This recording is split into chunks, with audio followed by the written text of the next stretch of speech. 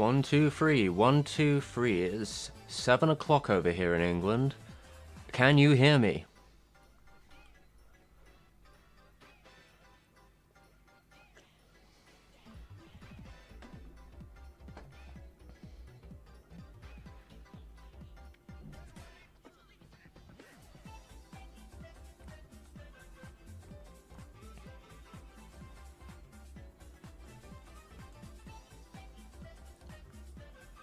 Can you hear me? How do I sound on the mic? I didn't check if my mic was working properly. Let's see. Is it all clear?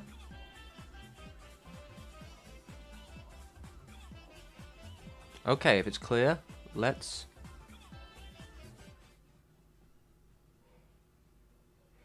Boop.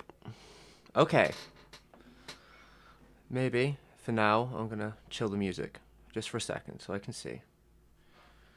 Alright, let me see on my end. When I can see on my end, we'll know for sure. I'm gonna move my mic a little bit here. And I'm gonna get in a nice... Ooh. Get in a position here.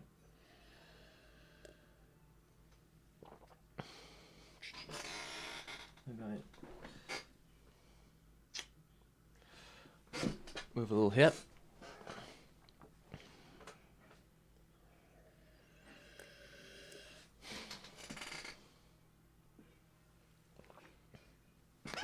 Alright, let me just adjust myself. Let's see if I get a good frame. Okay. Okay, hello. Let's see, let me catch up with what everyone's saying. Hello, how's it going? Sunrise? If I'm talking about Sunrise, I probably can't do a month because they don't do, like, split movies. We might talk about Sunrise at some point, though. In some way. Hello, everyone in the chat. Hello, everyone vibing. How is Squeak? You'll know in a bit, because she'll definitely come upstairs halfway through the stream. She's doing okay. Squeak is the cat, by the way. You'll know it when you hear her. And it sounds like everyone is here. So, how are we doing? Right. I've just finished putting together a mini project for someone else later on, coming up next month. It's pretty much done, like the rough cut. I sent it to a friend earlier, and I'm just waiting on what they say, basically, to see how it holds up, how it's going, if there's anything I should change, and I'm gonna maybe ask for some suggestions on a couple of bits that I might change. But I think 99% of that little bit is done. I spent the last week sort of messing around with that. Did some research into some very obscure topics, which were pretty interesting, but also a bit much. And yeah, I struggled a little bit, but I think it's together now. So how are we all doing tonight? Or this evening? I don't know. Anyway, I usually stream later, but I've decided, looking at some stuff, that I'm going to start streaming earlier, so then I can just get on with stuff afterwards for a bit. So I'm probably going to be here for about 2 hours-ish. I mean, if I put dinner on, maybe 2.5. So, I mean, I'll, like, when my dinner's done, I'll leave. But yeah, I'll be around for a little bit. I'm just here to chill for a little bit, just chat. I would have done some drawing, but my wrist is a little bit, I don't know if, I mean, sometimes if you're new to the stream. So the last couple of months, since about August, late August, I did in my wrist a bit. It's been much better the last couple of months, though I haven't been wearing my brace at night the last couple of days, and it's been feeling a little bit more strained, so I guess I got to keep doing that still. But it's a much better situation than it was. It's pretty usable for the most part. Minor struggles, but like the pain is subsided. Oh, and I think that's the cat. You coming in, cat? You coming? Oh. You coming? You coming? That's how the cat is. Come on. Come on, you dumb cat. Come on, come in. Let me close the door. Come on, let me close the door. There you go. There you go. There you go. There we go. 2 o'clock. Okay, that's nice. You coming up? You coming up? Let me move some stuff for you if you come up, because I know you're blind. There you go. Yeah? Oh, okay, she wants to sit on me.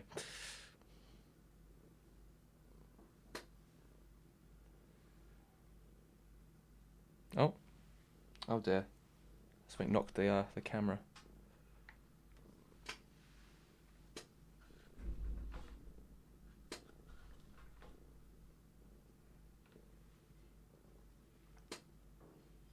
How'd that happen? 1 second.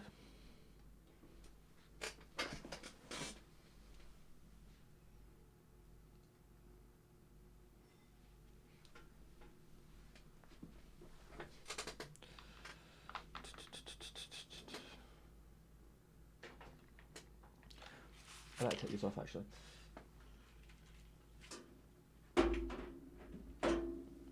How's it going, Jenny? Okay.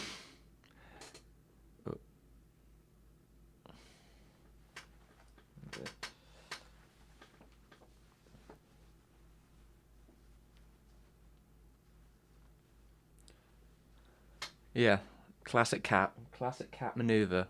Her.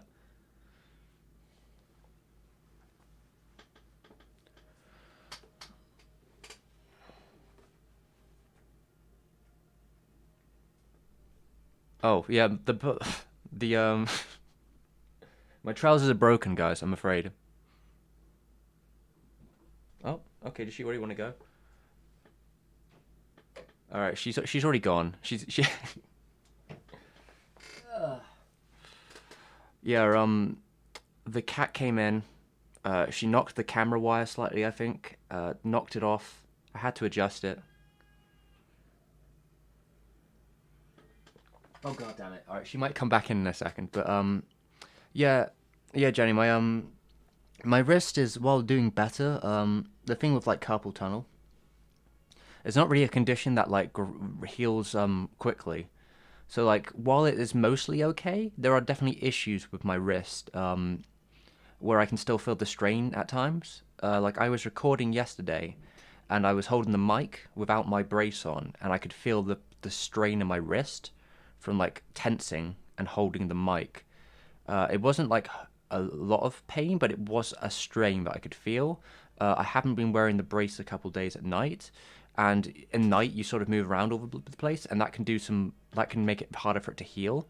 So yeah, I'm not at that position yet where I can just not wear my brace at night. I have to keep wearing it to keep it in position so it doesn't do something awkward. Like last night, I think I ended up like sleeping on my arm. I can't remember which arm. It might have been my bad one. I slept on it and it like went really numb to the point that I was like in pain and I had to like drag it off, to drag it up and like try and get the blood back into it because like it was just gone. It was not a pleasant feeling. But yeah, like I should have probably been wearing my brace while I was doing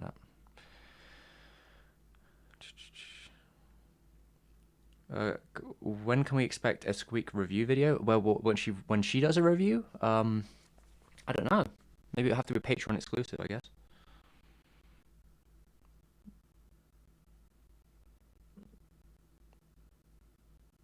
I thought it was a drawing glove. I mean, it is for like carpal tunnel, and I do use it while drawing, though it is mainly a wrist support for the to keep the wrist area in check. It like holds it in place effectively. Um, but I do use it when drawing, yeah, though it is a little bit awkward. It does sort of slightly tamper with your maneuverability, depending on how you draw.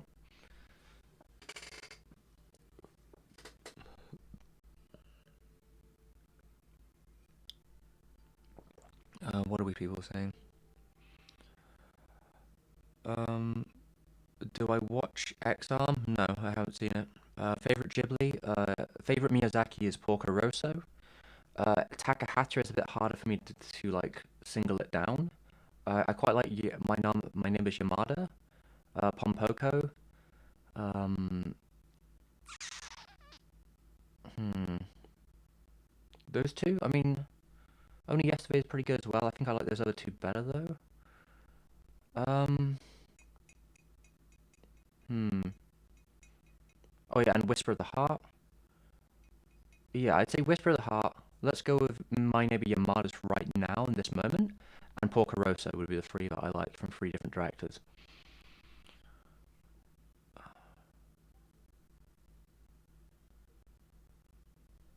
Uh, are you a full-time essayist now? Kind of. I used to work in a cinema, and now those aren't a thing in England. The one I was working for, like, went under, I think.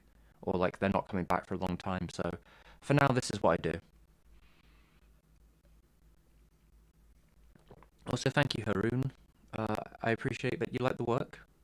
Oh, the audio went funny again, did it?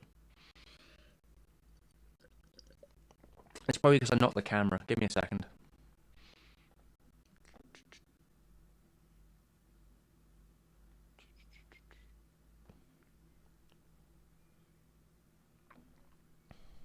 All right, am I back? Am I back, everyone? Tell me how the audio is now.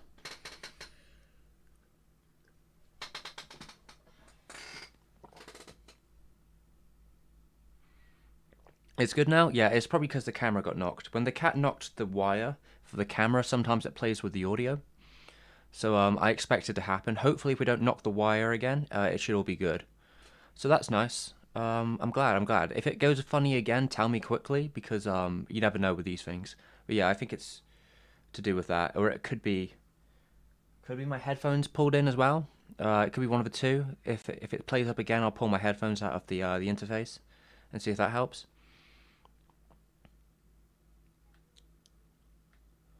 Okay, where were we? What about Kiki's delivery service? What about it? What about it? All right, so I'm glad the audio seems better now. But yeah, that's the cat's job. She comes in, she knocks the wire, she leaves. That's what she does.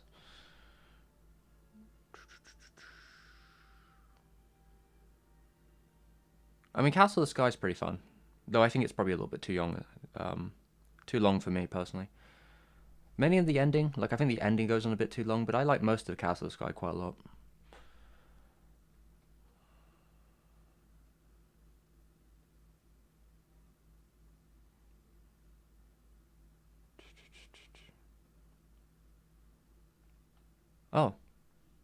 Oh, sorry, how do you say that? Orcelios?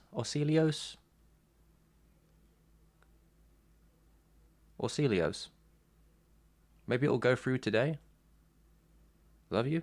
Thank you very much. I'm not sure what you mean by through. You're gonna have to tell me what you. I'm sorry, I've lost the context there. But I appreciate it, Orcelius. I hope you're having a good day. Thank you for the 10 euros. I think it's euros. God, please tell me it was euros. I very much appreciate. Oh, Dor, you liked the Lupin video? Thank you very much. It was an interesting one to put together because I was working with someone else. I was working with shaves. Oh, by the way, what I might as well do here, while I'm here, I'm gonna quickly, just for context for everyone.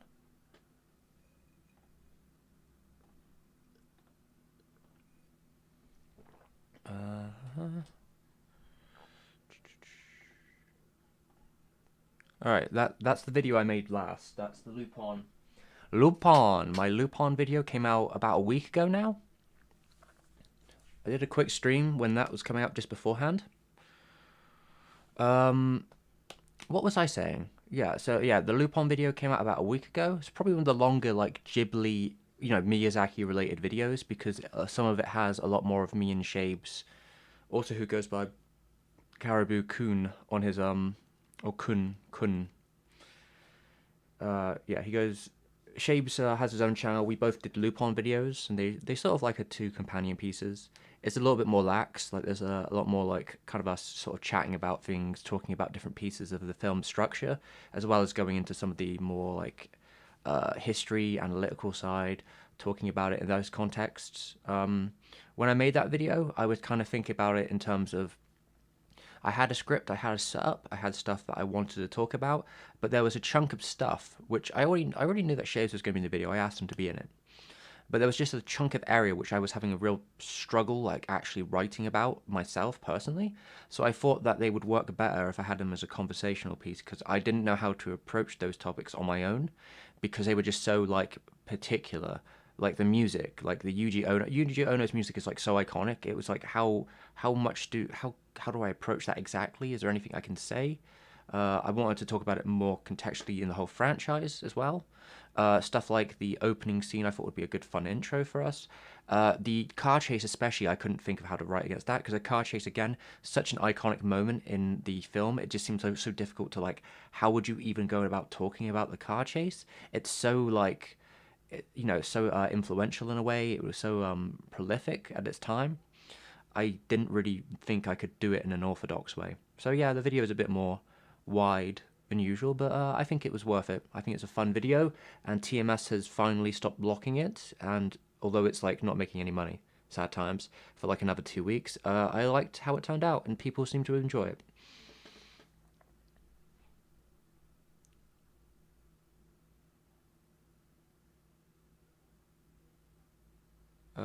Batches. I didn't watch any Ghibli movie, but I've read Nausicaa. Nausicaa's pretty cool. When I was young, I loved it. I tried the movie. The movie's really cool as well. I like the movie quite a lot. I saw Princess Mononoke years ago and don't remember anything. Yeah, I mean, there's plenty more to Ghibli than just like me Mononoke. There's a lot to check out. A lot of interesting stuff. A lot of things that are quite a bit different than like the standard sort of Miyazaki narrative. Water. Do I link to his video? There is a link to his video in both the comments, the description, and in the cards within the video. Let me get some more water while I'm at it.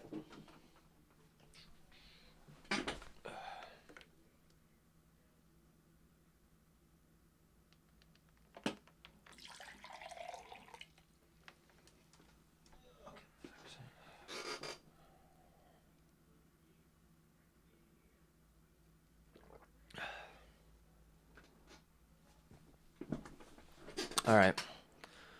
How's it going? It's Gibble. Is it Gibble? Oh, my favorite post-2000s Ghibli movie? Um... Hmm. Favorite post-2000s Ghibli movie? I have to remember which ones those are. Um...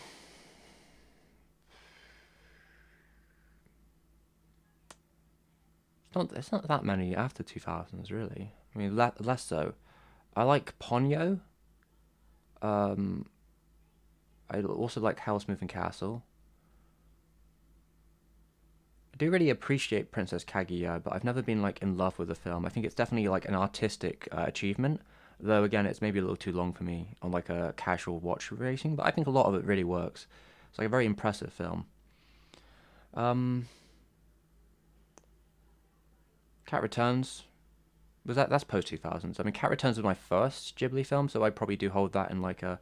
I think it's a fun little film to watch. It's quite enjoyable. I like the English cast quite a lot. Oh, and Up on Poppy Hill. Yeah, I really do like Up on Poppy Hill. So any of those could be it. I wouldn't be able to tell you.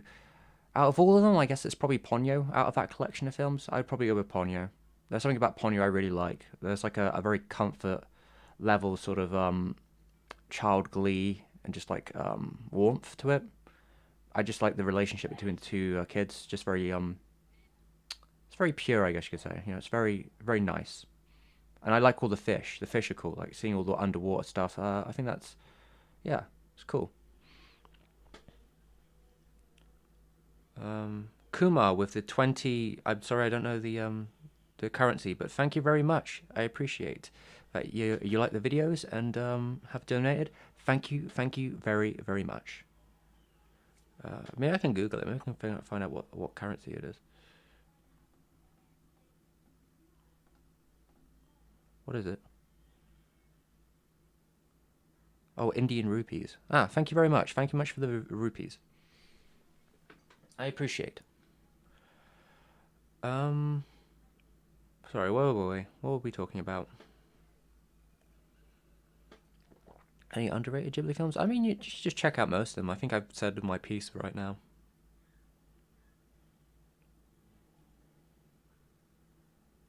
Okay, good to know. Are you in his video? I think I'm mentioned in his video, but I was more behind the scenes when he made his video. I don't do any like narration for it, but I did see a couple versions of it beforehand. I gave my feedback, especially when it came to things like typography, like editing, tone, sort of. I had some suggestions here and there about how to do things, but like for the most part, it was his video. Like I gave some minor stuff and sort of tried to guide him a bit because he was struggling, but you know, it's more or less his.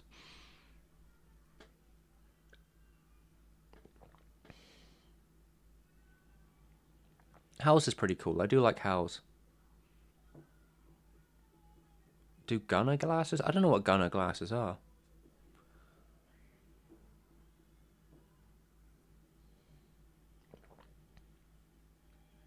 Oh yeah, Up on Poppy Hill is really good. Up on Poppy Hill is really good. I would definitely put that up there too. Post 2000s. It's probably my favorite Goro at least. If we're going per like director. Porco Rosso. Yeah, I've already talked about Porco Rosso. That's my favorite Miyazaki movie. Have I read or watched Monster?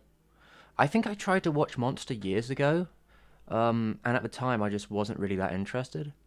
So like I probably watched an episode or two like many years ago, but yeah, I guess I just wasn't really that invested. Maybe one day.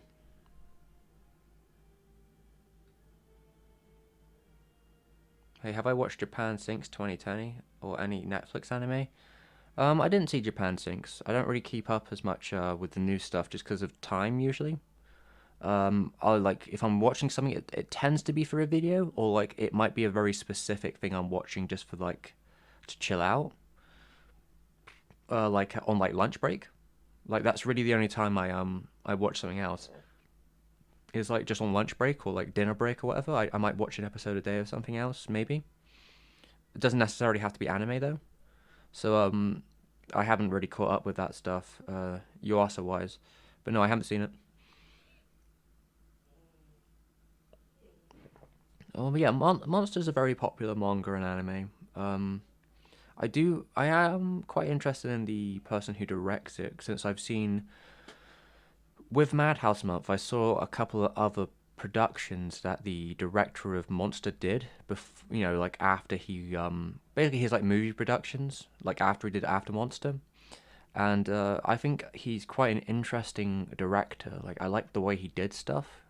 I appreciate his style, so it does make me more interested to check out what he does with Monster. I also know that like Kitaro Kosaka is on the show as like the specialized character designer or like animation director character designer position. Like he's there with on Monster, and he's a very interesting talent too. Just like all the people they're working with at Madhouse, it's good talent. So never say never. Maybe one day, but I don't know if I can make a video about it. I don't know. I have no clue. Because, you know, until you watch it, you don't know what you're going to say.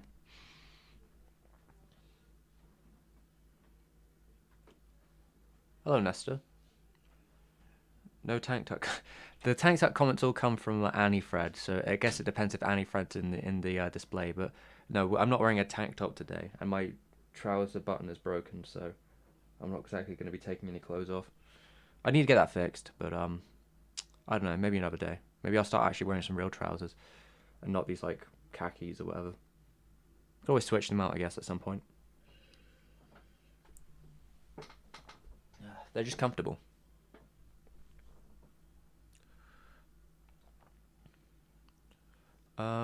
After watching your latest Lupin video, I just watched the 2020 Lupin. Have I seen it? I didn't see the new Lupin yet. No. It's not. I don't even know if it's anywhere like physically released or like I don't think. I'm not sure where you can watch it in the UK. I don't know if it's on like streaming or if it's it had a release. I know G Kids was releasing it in the US, but I have no idea where I can actually properly watch it right now. I haven't seen any like physical releases for England yet. I don't know who's going to pick it up. I do have some interesting. I know some behind the scenes stuff about the Lupin 2020 film. I think it might be 2019. This CGI Lupin film is kind of interesting because it's not a production as we would usually see it. Not only is it being a CGI production for Lupin, which is a first, besides the adverts in the 90s that used like actual live action settings with 2D Lupin characters within them, which may have had some CGI in them. Mostly Lupin's been 2D animated from what I mean, there's been some live action stuff, some fan films. But the CGI film was actually created by a company known for video game cutscenes, specifically Sega video game cutscenes. They've worked on Yakuza, they've worked with Miku, they've worked on Virtual Fighter. They have quite a collective stuff. They've actually even worked with Nintendo. They work with Nintendo on like pre-comp visual stuff for like Mario Kart and things. Like they do like the CGI models for like promotional art and stuff like that. But they have a very interesting history of like working with stuff. You know, actually one of the biggest ones is that they did a lot of the cutscenes in all the Sonic games from Sonic Unleashed onwards, and the Sonic Unleashed cutscenes are absolutely banging. Like Sonic Unleashed's intro cutscene is probably the best like 3D animated Sonic thing I can think of. I don't think any of the other games even come close. It's really impressively came together. And then there's also the short they did with the werehog, which my nephew really likes. Though the humans in that short are a little bit, they don't look great. But I guess it is 2008, whatever. A couple years ago, they started making movies. They've made two separate anime movies since, well, movie. It's all mocap stuff. They did the so-so Captain Harlock CGI film, which kind of went for a more realistic angle. Doesn't really look that great, I guess. It's more of a technical display, like the technical side, it's fine, I guess, but it's not exactly what I would think is a very interesting looking film. It doesn't really catch my eye, it looks kind of too gritty and sort of dated at this point now, 8 years later. And then they also did one of the Resident Evil CGI films. I'm not as familiar with that one because I've only seen the first CGI Resident Evil film. So I don't think I've seen that one. It kind of looked pretty middle of the road to me. I'm not too, I would have to ask someone who's actually watched it to, if the animation is like a huge step up from Harlock.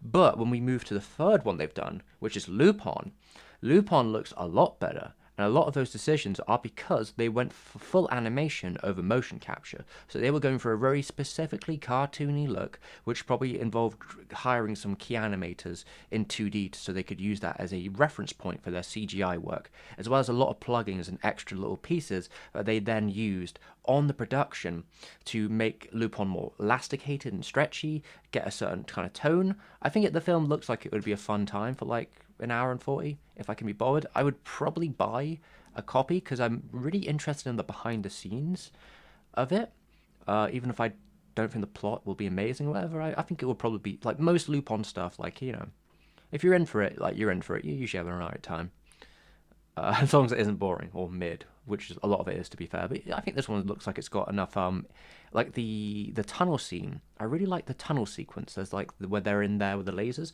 That's very classic Lupin. The dance on top of the buildings, really fascinating.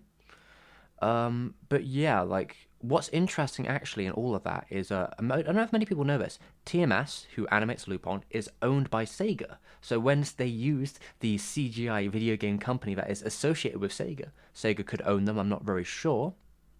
It made sense that there'd be that connection. So yeah, that's what I know about Lupin. Maybe one day I'll watch the CGI one. Probably not now. I mean, there's a couple of Lupin stuff I was looking at recently. You know, I watch it on and off. But yeah, it's probably worth a watch. It's very fascinating history, though.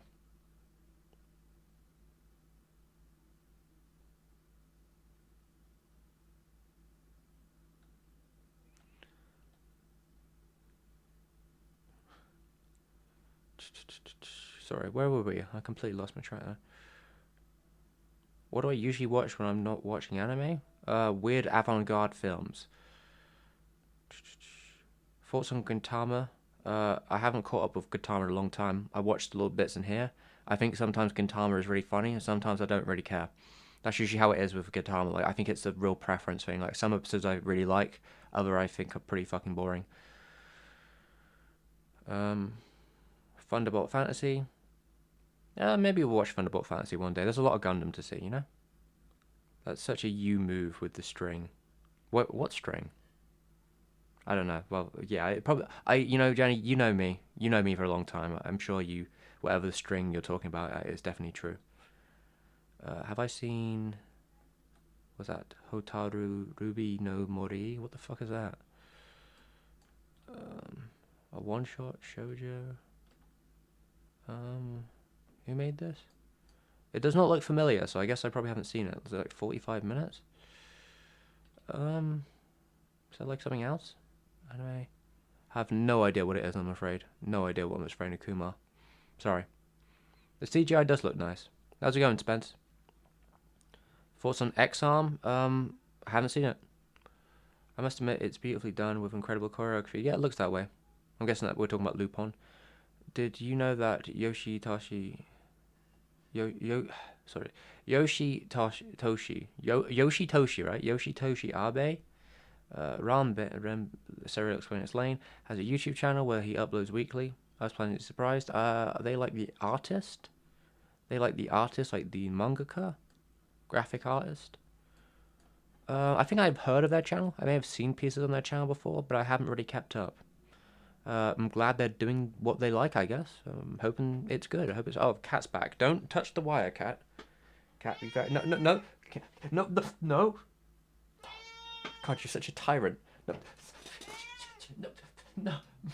Back off, kitty cat. Calm. Jesus Christ, Cat. You're getting so close. Alright. Stay there. No, Cat, please don't. This way. Oh my god, I feel like I'm playing Operation over here. Okay, she's moved out of the danger zone now.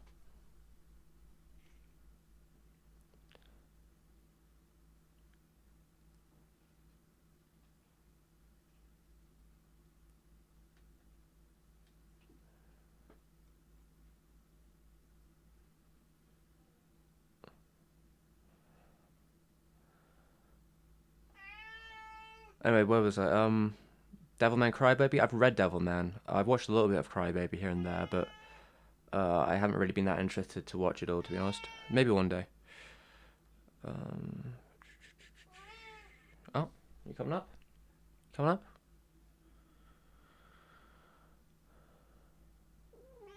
Oh, Thunderbolt Fantasy's not the Gundam one? Oh, it's the guy who did, like, who worked on some shows, right? Sorry, I forget his name. It's like a very particular director. He got into the puppets. I haven't seen the puppet show either. It's similar to Garden of the Worlds. I don't know. I don't think I've seen that one either. Do you think people outside of Japan can become as successful in manga or anime as other shonen creators? Um, all right. All right. Here's the confusing part, right?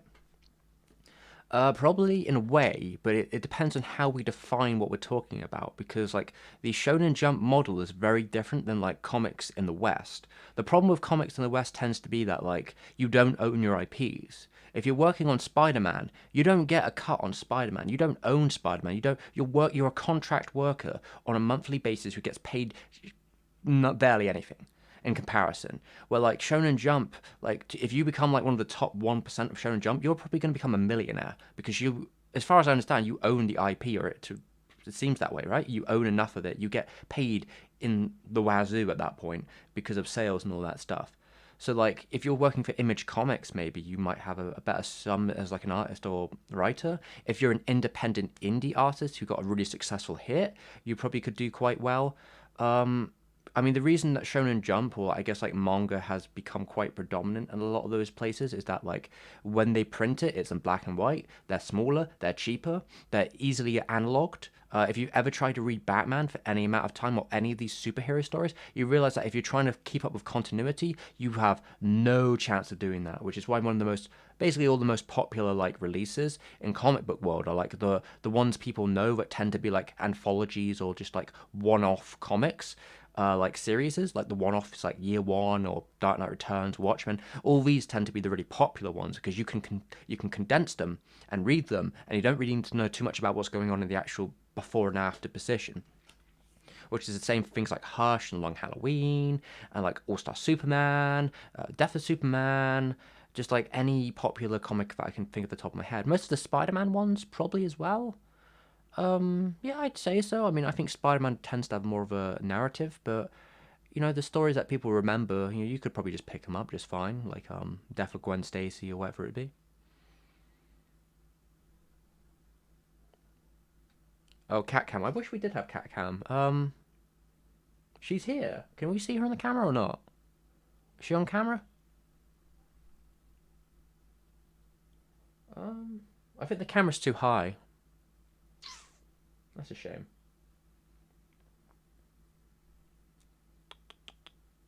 No, I don't think we can see her on camera, can we? She is right here, but I did heighten the camera up a little bit. Okay. Alright, give 1 second.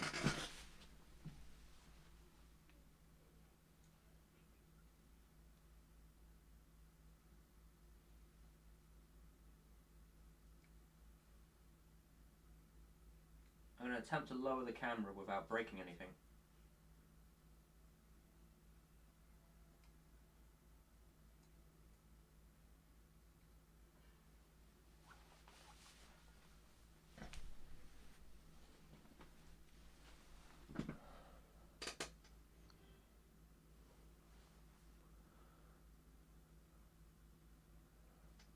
She is here, but I guess you still can't see her. She's like right next to me.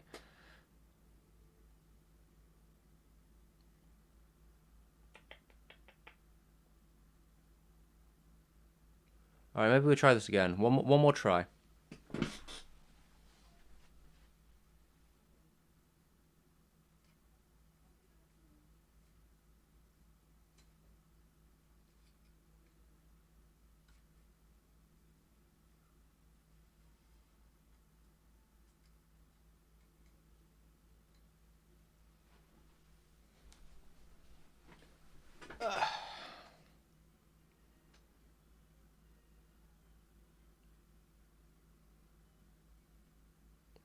That's as good as we're gonna get right now. You can see the fluff. God damn it, cat.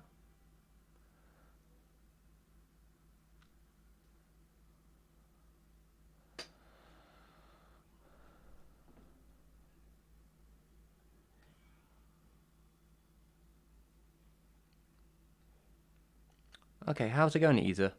Thank you for the how do we say the name? Puparia, right? Puparia. Recommendation. I was completely hypnotized the whole time. Yeah, the Reich music as well. The Stephen Reich music. Is pretty good for that too. Yeah, it's a very interesting short. I hope they have some updates on it at some point.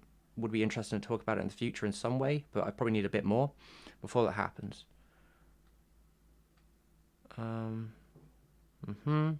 Wasn't Dirty Pair a Western production? I don't think so. Pretty sure Dirty Pair is an anime. I more meant we haven't seen anyone outside of Japan except one Chinese artist for Dr.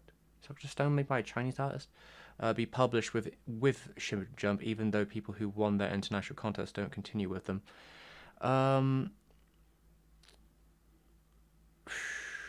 Well, I don't think, unfortunately, with how Japan operates in a national context, I don't think they really care too much about like getting foreign, like anyone from outside of Japan, working at the studio. I don't think they care too much. Although that could change if a very successful creator who's independent or whatever, from a different place sort of gets picked up by them. Maybe since they'll be looking for new, there's gonna be a huge change in the industry when One Piece ends, and like a lot of other series that are predominant in One Piece, in Shonen Jump start ending. Like, I mean, we've already lost Demon Slayer and all that. I think they may get more interested in finding international talent, who have something that they're interested in putting to their audience. That could happen, but right now, I mean, Japan. Oh, okay, Cat, you going again? Are you? Jesus Christ! All right, Cat's gone. Yeah, it's entirely possible that could happen again, but I don't know. I wouldn't put you. I wouldn't put any. Oh, God damn it, Cat! Stop it. Do I know Tria Palmer? Yeah, I've heard of it. I don't think it was anything to do with the studio though. I think Tria Palmer was made.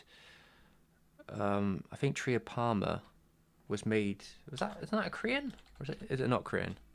I always thought Tria Palmer was Korean, but maybe it's not. Oh, okay. Apparently it's Japanese. Takahashi Nakamura. He's pretty well known, isn't he? Takashi Nakamura. Taramaki. I mean, Taramaki's a Madhouse producer. Toho. Who, what studio? Palm Studio? I don't think this had anything to do with Ghibli if it's Teramaki. Teramaki's a Madhouse guy. Is Toho Madhouse ADV? I'd have a hard time believing this has anything to do with that studio. I mean, what does Nakamura have on his belt? Catnapped. Oh, OVA. Harmony. Robot Carnival. Working on Nausicaa at one point. Working on Akira at one point. Working on Peter Pan at one point. Fantastic Children in 2004, huh? Interesting. Seems like he's a pretty proficient talent. Seems pretty professional, I guess. Palm Studios, what have they worked on? Remakes of older materials. Okay, they're former Triangle staff, so they're former people who used to work on Macross.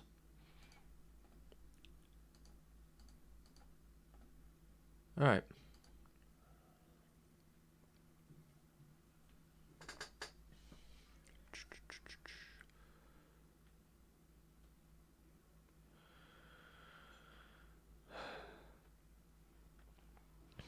Still no cat. Yeah, I mean, I can't really angle that. Well, the cat's gone now, but yeah, maybe I'll try and fix it again later if I can. We'll see about it. You can see a little piece of the cat, but she's gone now. Have I ever done any figure drawing? Yeah, I've done plenty of figure drawing in the past. Sorry, not Chinese, Korean artists for Dr. Stone. Sorry, not Chinese. Oh, so it was a Korean artist for Dr. Stone. Okay. I mean, it's possible, though. Is Dr. Stone two people? I thought like most of Shonen Jump is just one usually, but not always, I guess. Dr. Stone. The series written by Inagaki, and illustrated by South Korean artist Boichi. I mean, Boichi does really good work. I like how it looks. To be fair, like the writer artist connection's probably like a nice way of doing stuff. You know, a lot of those mangaka are really overworked. It's probably good to have someone who can like split the workload, make it easier for them. But that's been very common in American comics for a long time. Not as common in manga, but not impossible.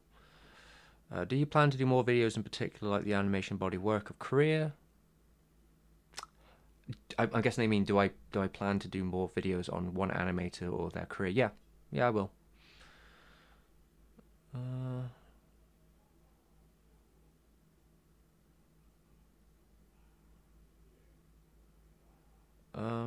Have you ever heard about the traditional Japanese music scene called enka? Yeah, I know enka. It's kind of old school. I know of it. It's definitely like an older type of music, isn't it? Enka? Yeah, popular music genre considering to resemble traditional Japanese music. Stylistically, modern enka, however, is relatively recent music form when adopting more traditional music forms than like ryukoka music, popular during the pre-war years. It's not really my thing, to be honest, if I recall right. It's a little bit more. Maybe I'll listen to some more just to make sure. But like last time I checked, I wasn't really feeling it. But you know, there's probably quite a wide genre.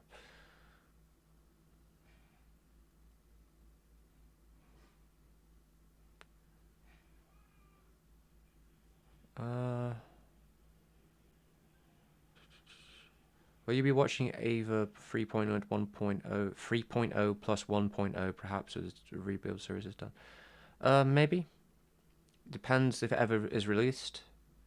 I do think Arno would be a good topic for a video, but it's a very wide one. It's very big.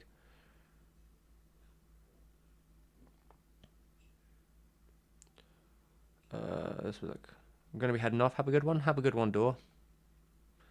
Takashi Nakamura worked on Nausicaa and Akira. Yeah, I mean, so did a lot of artists.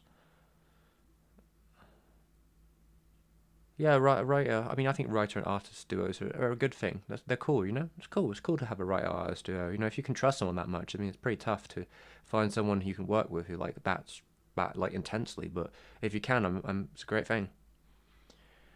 Do you find? Oh god, I've gone the wrong way, haven't I?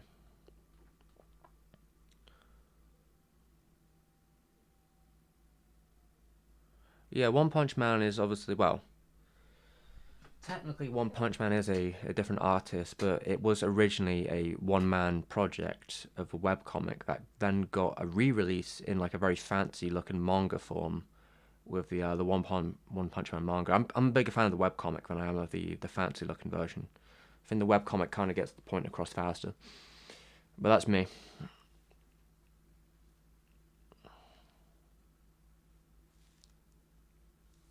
You think I should watch Gundam 0080? What do you mean by that? Oh, what, War in the Pocket? Oh, okay. I have it somewhere. I have tried to watch War on the Pocket many a times. I just never got past like the first like 3 minutes or something of it. Not because I think it's bad. I just haven't like. I guess I was just not that invested. Sometimes I've like sat down and tried to watch it and just never really got very far into it. It is what it is. Maybe one day.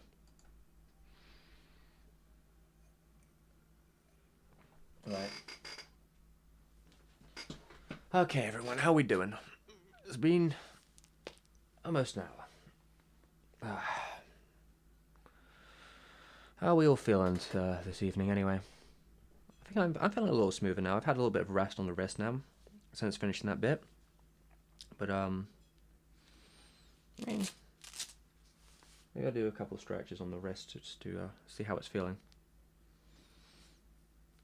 It's not actually feeling that bad right now, though. To be fair, I haven't been stretching it as much as maybe I should be. For a while, I stopped stretching it because they told me it might cause more pain, but I think now I'm probably in a safe place to like give it a go.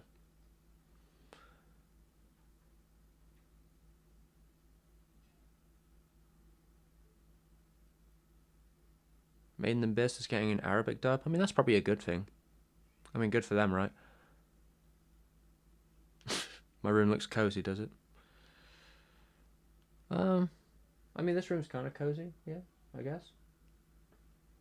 I wish I had more control over the lighting, to be honest, in this room. Though, here's the thing with a lot of my videos, right? I don't have any professional lighting set up. I have like 2 lights that I found for animation that I forgot to give back to my university, and I have like a little lamp here, and I have some candles, and maybe like a normal lamp somewhere. That's all the lighting I have. And it's really hard sometimes to light a room that way because the lights I have are pretty weak. They're not really their strongest, I guess you could say. So I think at some point in the next month or two, I'm going to have to buy some like proper lights just because it's getting a bit tiring because, you know, in England, the light of the day doesn't last very long. By the time I'm ready to like record something, it's usually a little bit later in the day. And while I'm recording, the sun starts to slowly go down. I mean, it's not the summer anymore. So it's not always the greatest. And I'm not looking for like strong light, strong daylight, because I like a kind of very particular sort of setup. I do like the more moody, sort of more like mood lighting, sort of like night lighting. But you know, I'll probably get some nicer lights, and maybe I can like put them further away from my face. Maybe that'll be nice. Or like I can put some covers on them. And maybe I could even use them in this room, this separate room. Maybe I could try and get them set up in here. Try and make the light feel a little bit. I don't know, it would be nice to get maybe one on the wall. Like having one on the floor, bounce it against the wall, get some like nice lighting on that. Probably feel alright.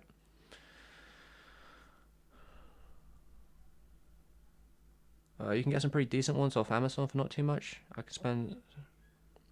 Jenny, I appreciate. Someone sent me some lights recently, actually. Though I do have ones picked out already that I want. They recommended me because they use the same ones. They're like newer. I think that's what they call them. Newer, like a Nuo Duo pack of lights. That are probably perfect for what I need. So I'm good, but I appreciate the suggestion. Hello, Hazel. How you doing? Hope you're doing all right. I've been watching a lot of Nobuhiko Obayashi recently. Hinagan looked weird and awesome. Binging on some of the stuff beyond Hausu. Oh, Hausu. Sorry, I'm always not familiar with these names. I think I know who this gentleman is. Yeah, Hausu's pretty cool. I watched that with Billy once. We had a good time watching that film. Yeah, Hausu from 1977, right? And he did some pretty wild stuff towards the end of his life. I have a copy of Labyrinth of Cinema somewhere. That was like his final film, which is pretty cool. There's also, I think, an archive somewhere on YouTube, or there used to be, of like a lot of his films that are just up. Um, what happened to that archive? He also made Kenya Boy, which is yeah an interesting his first and last animated production, which speaks volume. It speaks a lot of volumes. Let's put it that way. And he also did a version of The Girl Who Leapt Through Time in the 80s, that was more close to the original novel. Yeah, kind of a fascinating figure, if I do say so myself. I wonder if that YouTube channel's still around with all his archive on.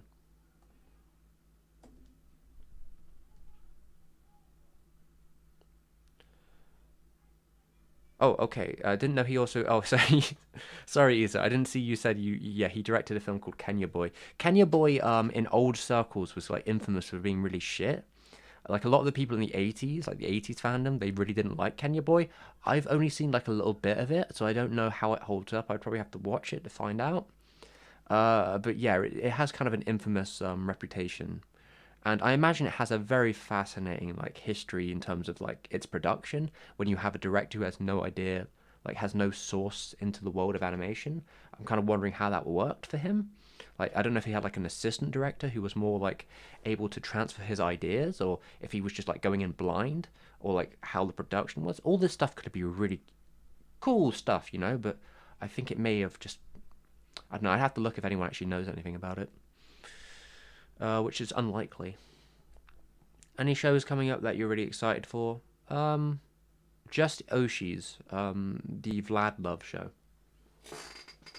Oh, actually, I think the Vlad Love show's out now, isn't it? I've completely forgotten. It was like on Crunchyroll, but like it's like Premiere only, which is like, yeah, I'm not giving Crunchyroll my money. No, no thanks. But yeah, I think the first 6 episodes of Vlad Love are out now, which means I should probably try and watch them. I don't know if the rest of the show's out yet or what they're doing from here. I'm not sure how they're even releasing it. They had one episode on their YouTube channel. I don't know if they're putting the rest on their YouTube channel. Right now it's on streaming, so we'll see how that goes. When I have time to catch up, which might be tomorrow if I finish this new production in time, this short, which is, it's pretty much there. I'll see what the feedback says.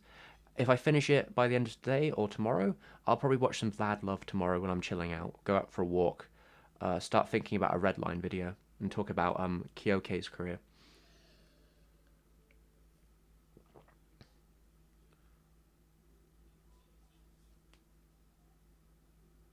I started watching The Killing Fields last night. Quite a hard watch, but it's really good. I think I actually watched The Killing Fields back in the day. It's about the genocide that happened in Africa, right, in the 90s.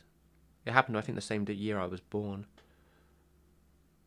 I think I saw it. I saw something on it, like, years ago. Let me just make sure. The Killing... 1984 film, The Killing Fields, is it? I have a feeling I watched this film, but it's been so long. Maybe IMDb will tell me if I watched it or not. Maybe that would know. Did I watch this film? Apparently not, but I'm not signed in, so maybe I did watch it. I vaguely remember it. Can I sign in?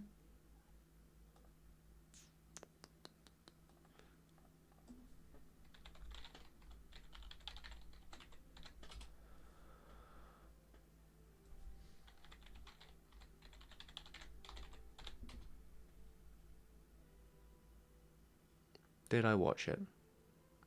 Apparently not. I must have watched a different film on it. Or maybe I forgot to add it. I swear I watched something on it. What is out there? Maybe I watched this TV episode on it.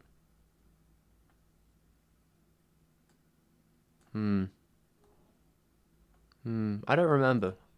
I have a feeling I watched it, but maybe I didn't. I did watch something on it once upon a time.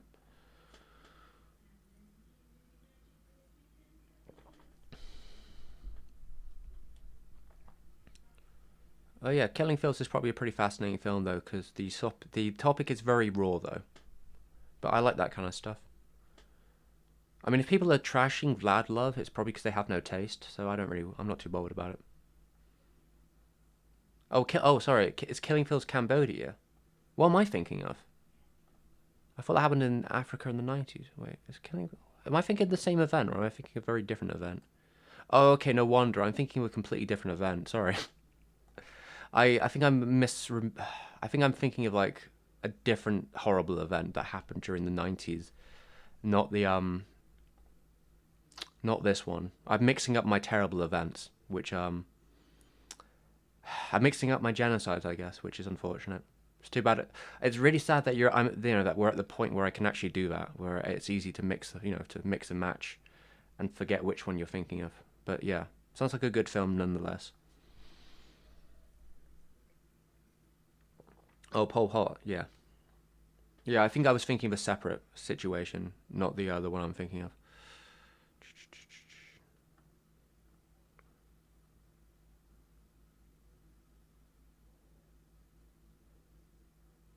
I think I was born the day Detective Conan aired in France, according to the fan wiki, but other sites have state different year. I mean, you'd have to ask someone who's actually French who would know. But like, there could be different air dates for different series. It's entirely possible. There might be different channels that aired it. There's a lot of factors there that could come in. I don't know if it really matters if you're born the same day or not. I guess unless you're in France, then I guess it's cute. I mean, they didn't even air Conan. Well, I don't recall them airing Conan in England ever. Not to my recollection, but I don't know. Maybe they did, and I just missed it. I don't recall it. The only time I remember seeing anything I think that was Conan related is when I went to Spain. I don't think I've ever seen it on my own time.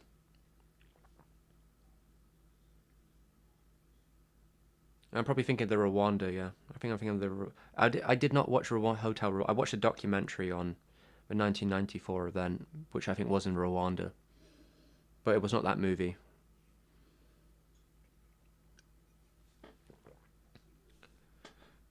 Beast of No Nation is lit, is it? Should have to look. I'll look it up. Beast of No Nation. Is that a documentary? On Netflix, is it? American. Oh, is it based on the Killing Fields? Is it American war films? Well, co-production, directed by about a young boy, child soldier in his country experiencing horrific civil war. Shot in, how do you say it? Is it Yarn? Guana? Is it Guana? Starring Idris Elba. I have not seen it, but maybe I should check it out. I don't know. These sound a bit strong. Maybe, yeah, maybe one day. Maybe one day when I'm feeling like I got the stomach for it. We'll see.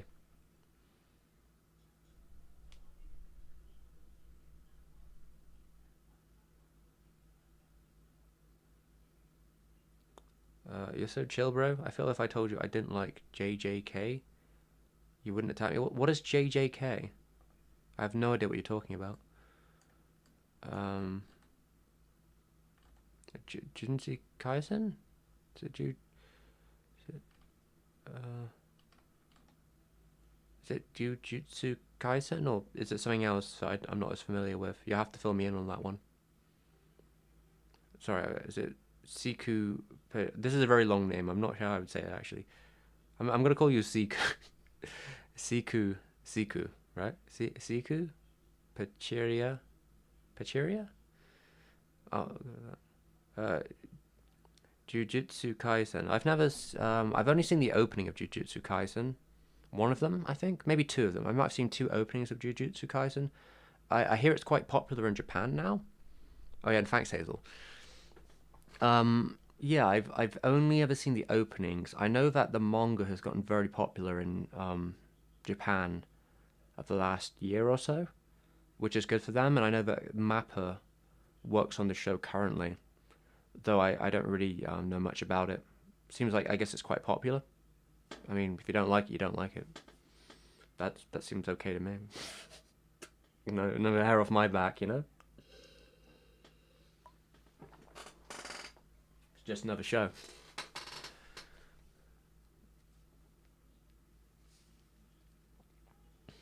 Siku, Siko. Sure, okay, whatever. Sure. We we have hit 8 o'clock, have we? All right. Was there anything else I wanted to mention today? Let me think about it. I wonder if there's anything I wanted to to talk about in particular. I mean, I'm kind of just chilling right now. I'm kind of just relaxing, chillaxing. Um, hmm. Actually, yeah, I might as well go on this one. Yeah, so one of the next videos I'm hoping to make, there's a couple. We have lots of videos planned for the next couple of months and all that, all backed up, right? So Redline was one of them, about Kyoke's work on Redline.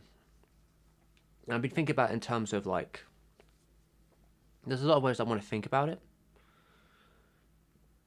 Because like I think you can kind of posit his whole career within that film about where he came from and where he went, because it was such a part of his such a part of his career for like almost 7 years, give or take. Like his position from like just an animator at Madhouse to actually like a director, pretty much all evolved during that period. But I think I was like a metaphor I was thinking about, which I thought was interesting. I don't know if it really works. I don't know if I'll be able to use it in the video, but in relation, when he made like Redline, and like there's a specific feeling to Redline, a specific way a cover looks, and like a design method. And there's some interview quote he had with it, where I recall him saying something along the lines of it was kind of made for a specific kind of audience that were probably most predominant within the 80s, sort of OVA era, more like adult audience-y, exploitative sort of film kind of angle. Yeah, it's kind of like Death Race. And maybe I'll watch Death Race to kind of give a comparison point. I mean, it's Wacky Racing, Death Race, etc., etc. There are a lot of race type films like this, all manner of things. Speed Racer, you could pick all manner of things and be like, this kind of like a pivotal point of like, from one to the other.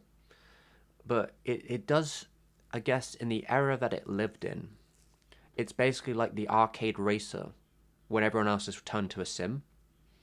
And I don't think that's necessarily a bad thing, but it does, in a way, like it's not like it's completely on its own, but in comparison to like the movies that Madhouse was also making at the time, yeah, you can kind of see there's a difference within like its trajectory. Like even as someone who watched them all, like they definitely leaned towards the family friendly more so, which that was just a sign of the times, I reckon. But yeah, like I do like that comparison, that it kind of feels like the Ridge Racer of its day. Um, which especially with the music, because Ridge Racer has like banging music, although it is like incredibly arcade. And like so is Redline in a lot of ways. Like the plot is kind of a very secondary piece to it. The characters are very secondary to like. I think the film has more lore than it has necessary plot or characters.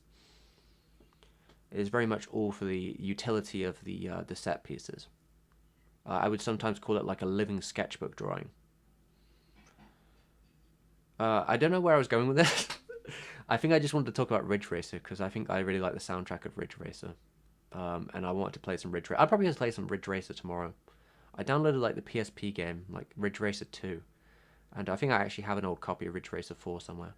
Very much like to play some Ridge Racer. Maybe some Sega Rally Championship as well.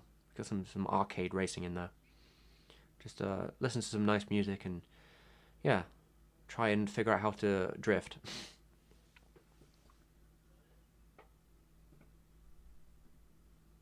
Oh, Sunbro, I'm glad you like the look of Vlad Love. I mean, there's 6 episodes out, so give it a go. I liked the first one, but I thought it was really good.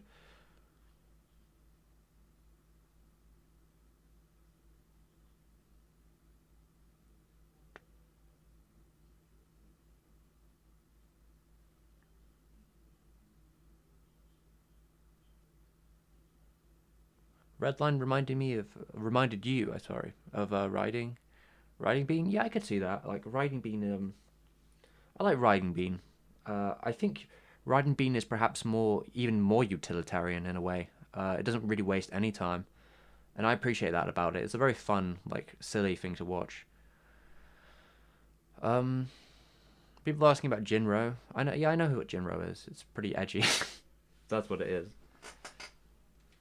So, Oshi directed. Well, not directed. Sorry. Completely wrong. He did not direct it. He wrote it. But it's part of a series of films that he's done. There's 2 others that are kind of in the series that are live action. So it's like a trilogy of them. But I think most people have only seen Jinro. Um, I haven't actually watched it myself. I've seen little bits and pieces. It's never really interested me that much. It's not really my vibe. But maybe I'm wrong. Maybe I'll watch it. I don't know. I'm just recalled to like asking Joe at Pause and Select, like we were talking, because his most popular video was on like Jinro, and he didn't think it would. It was kind of like a situation where he made a video and didn't realize how like popular Jinro was, I guess, or how popular a video would be on it. Oh, I'm being called. 1 second. How do I turn my? I'll be back in 1 second.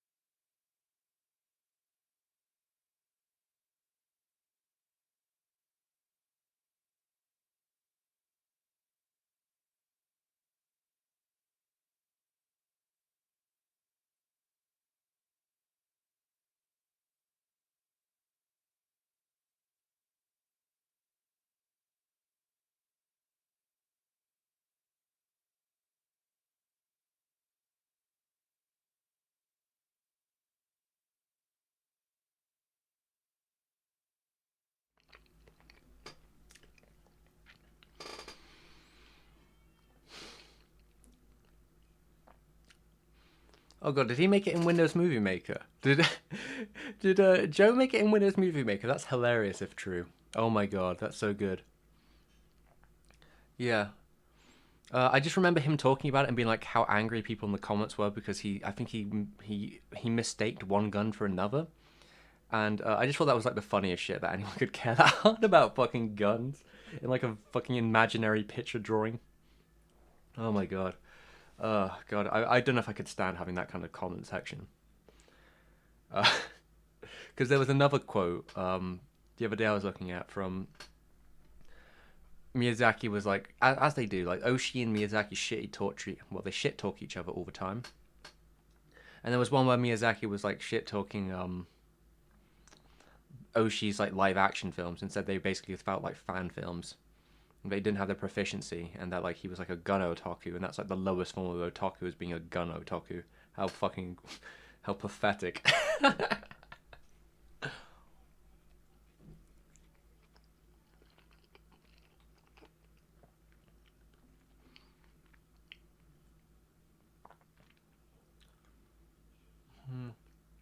So how are we all doing? Now I'm back. Rewatched Paprika for the ninth time yesterday. I still can't understand everything, but I'm in love with the movie more and more. Oh, I'm glad you're enjoying it. I mean, Con always said like it's more about the ride. Like I think I generally get the gist of like what he's kind of trying to tell the audience, but maybe I'm missing a completely new factor of it. So who knows? I think I get the gist though. Paranoid Angel is like that too. Paranoid Agent, like that too. I mean, I think Paranoid Agent is a little bit more simple to understand, um, since it's episodic. But yeah, I think you could see that to some degree.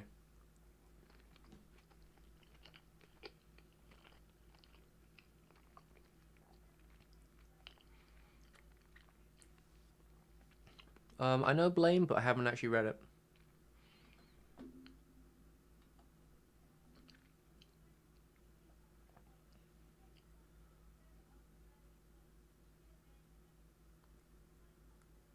Tubi? What's a Tubi?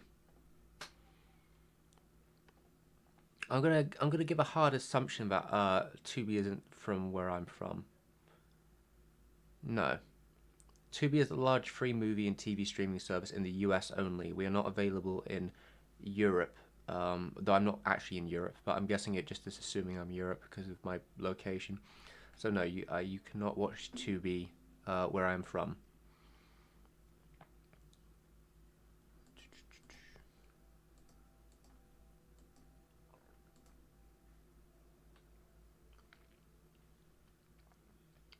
Yeah, Jinro does seem a bit edgy, but yeah, I'm sure that like Oshi has a nice message in there somewhere if he wrote it. I'm sure, but maybe at least you'd like to hope so.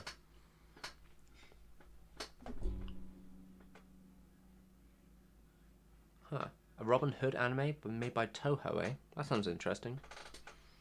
Nowadays, the Italian Mondo TV owns the rights, but the Japanese version is still out there, thankfully. Robin Hood anime? I didn't even know there was a Robin Hood anime. Oh, I see that there seems to be a couple episodes on YouTube in English. Okay, I don't know if they're actually official or not. It looks like a Nippon show.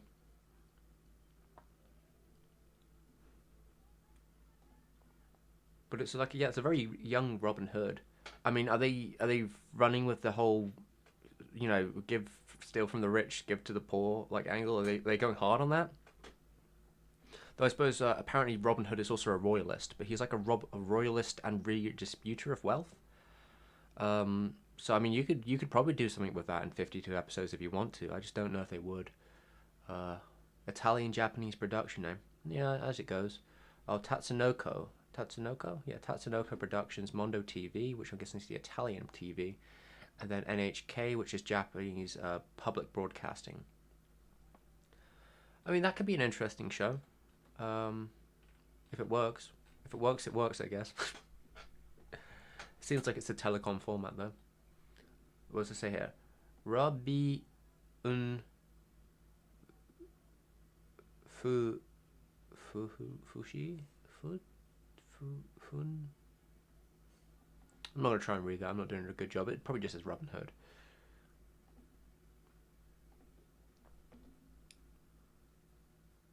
I got the memory series of movies after watching a Satoshi Kon video. Man, they're all excellent, but I think Magnetic Rose is the best. But it's hard to pick. Yeah, Magnetic Rose is a very fun little short film. It works for what it is. It's a little bit simple, a little bit rudimentary, but I think all the cogs come together in a very effective way for that 40 minutes. It's a lot of fun to watch. Good soundtrack, good visuals. Yeah, thumbs up. The other two have their own merits, they're slightly different. But they're not all the same. All the same, pretty cool. Maybe we'll talk about memories more when we finally talk about Otomo. Whenever Otomo starts making stuff again, whenever that that TV show Akira or this new movie comes out, that's probably when I'm thinking I'll plan it out time slot wise, because I have two ideas for videos for him. One focusing on like the impact of Akira and its development. The second one being about the impact it left on his career. It's kind of like the crater and the explosion, And I think they could be pretty cool videos.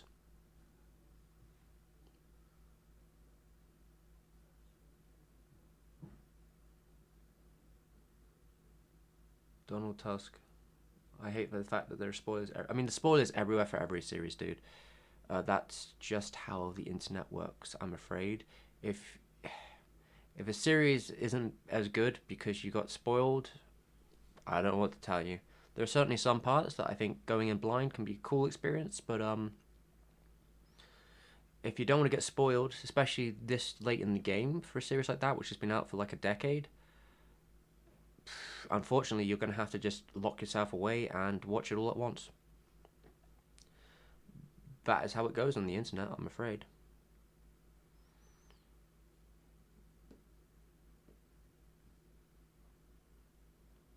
What do I think about World Masterpiece Theatre? It's pretty cool.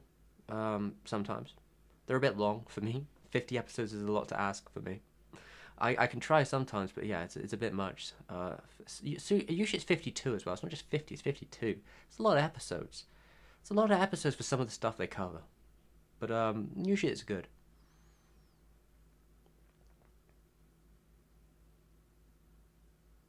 It really does look like a Nippon show. I mean, to be honest, it looks like it's trying to be like an off-brand World Masterpiece Theatre, which was a pretty popular thing to do for studios. Madhouse had one, Toei had one, I guess Tatsunoko has one. Like, they're all trying to do the same format because it's pretty successful and it appeals to a wider international audience, which is why they're selling it to Italy. Like, if you've got a public broadcasting and then also Italy working on top of it, like that's two different broadcasters that are probably funding the whole production, so you don't have to worry about the overhead at all. But you could sell it to all these different like territories. You could be selling it to England. That's an easy sell. Robin Hood is like our thing. So like you could sell Robin Hood here very easily. You could sell it to America. You could sell it to the rest of Europe. You could sell it to France. Like there's a lot of places you could easily send all that Robin Hood stuff. Yeah, Rojin Sea. Rojin Sea I have in the other room. It's by Morimoto, I think. I think it's Morimoto. It was written by Otomo, and it's I can't recall who animated it, but it's a pretty cool little film. It's not like anything extremely wild. It's kind of like a small little sci-fi story that only comes together in a little like a kind of more zany package, but there's a heart to it. Yeah, it's cool. It's a nice little film.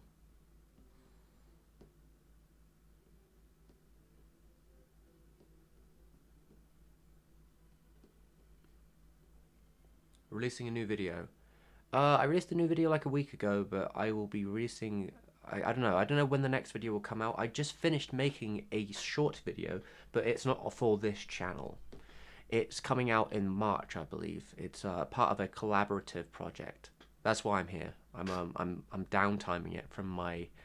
I'm more or less 99% done piece of work on a short video for a different project. So there's no video today.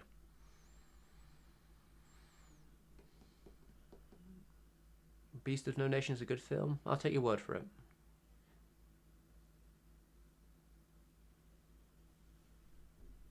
Do I prefer watching a series or a movie? It depends on the context. I think those are two different experiences, which have both different preferences. I mean, generally, I would probably go for movies because it's like a one-time sit-down experience, and usually I don't have the attention span that can stay like that to watch a series unless I'm very invested. And if I'm very invested in the series, it's actually a detriment to me because I won't be able to focus as well on other stuff. So yeah, usually it would be better for me to watch a movie because I can sort of get in and out and then sort of just ruminate on that and not have to worry about, my time.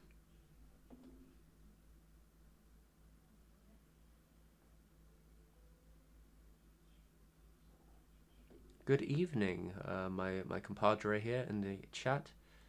How you doing?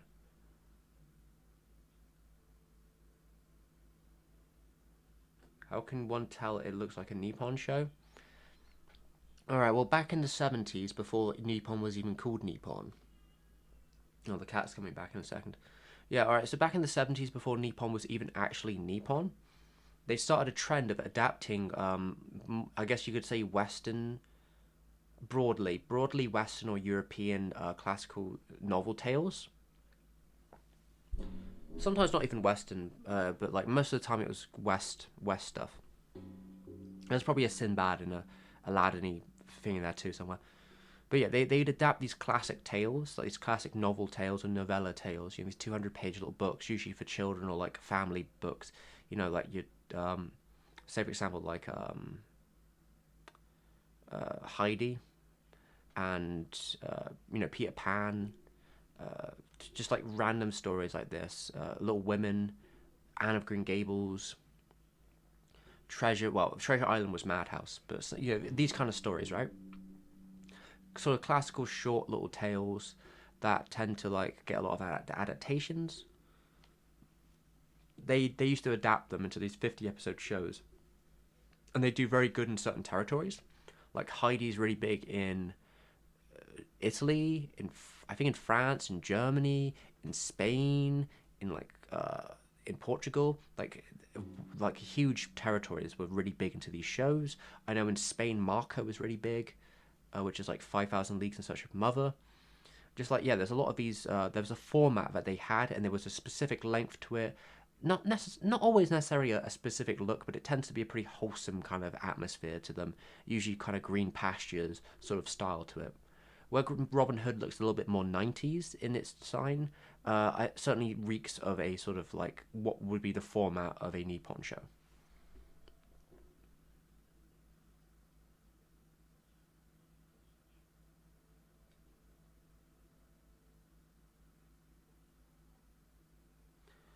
Wait, what happens to the interview you did? Oh, is this for the Lupin video? I'm still waiting for I'm waiting on I am waiting on the article to be released. It's been about 3 weeks since I did the interview. I haven't got any updates, so they may have fell down another rabbit hole of making, and maybe there was like more to this article than it's gonna be. It wasn't just like a. I think I'm one piece of a bigger puzzle, where I'm like one interviewee, and like I think there's a couple other people that she is talking to. So we will see. I can send an email maybe in like a couple of days, maybe in a week, just to like get an update because it has been a little while. They did say like roughly 2 weeks, so I expected when I was recording that it would already be out by now, but it's not. So there's nothing really to report. It'll be done when it's done. It'll be out when it's out. So when it is, I'm sure I'll let people know.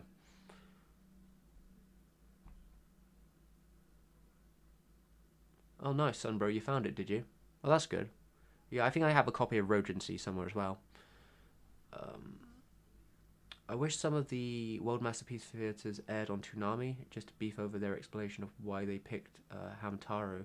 We didn't want anime just to be seen as Vegeta scream with it. I mean, Hamtaro wasn't just like a Toonami thing. Like, Hamtaro was also in regions over here where we didn't have it on, like, Toonami. I think Hamtaro was just in the circulation. World Masterpiece Theatre, I don't know, it seems like it's complicated because I think, for whatever reasons, because those stories weren't as big in the territories we're thinking of, like Heidi and other classic tales, I guess they just didn't have. A lot of them what got big weren't necessarily stories that were as well known, I guess, in the Americas or English territories, as I guess. But it's really hard to say. It's really hard to say. It just seemed that like a lot of those ones just didn't get like released for whatever reason that be. Probably because they're old, and like trying to sell any anime that came out before 1984 is like pulling teeth. It's really unlikely to happen. Um, so like the longer it went, where it was big in one region and not in another, and that like anime as an institution didn't quite hit these regions in the way that it would have needed to until the 90s.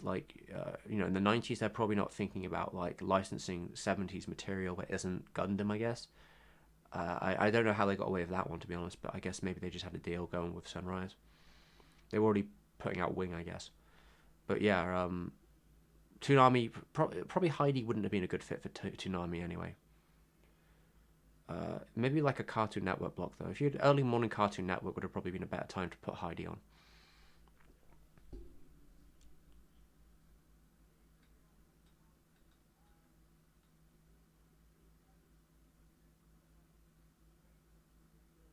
I was wondering if I had any thoughts on people saying Shinkai is the next Miyazaki. Um, I have thoughts about this, like in terms of the nature of like what it means to be a public, I guess like a public director or figure or a figure within the industry. There was like an idea I would have had for a Hosoda video, which will probably get pushed back, unfortunately. Like I'm probably going to work on an Arno video before I get to Hosoda, but Hosoda was like the first. I think this started in Europe. Oh, cat's here. You coming in? You coming in? Coming in, cat? You gonna be on camera? Don't touch my wire. Please come up here and not. What? You coming in? You on camera? Do you want to?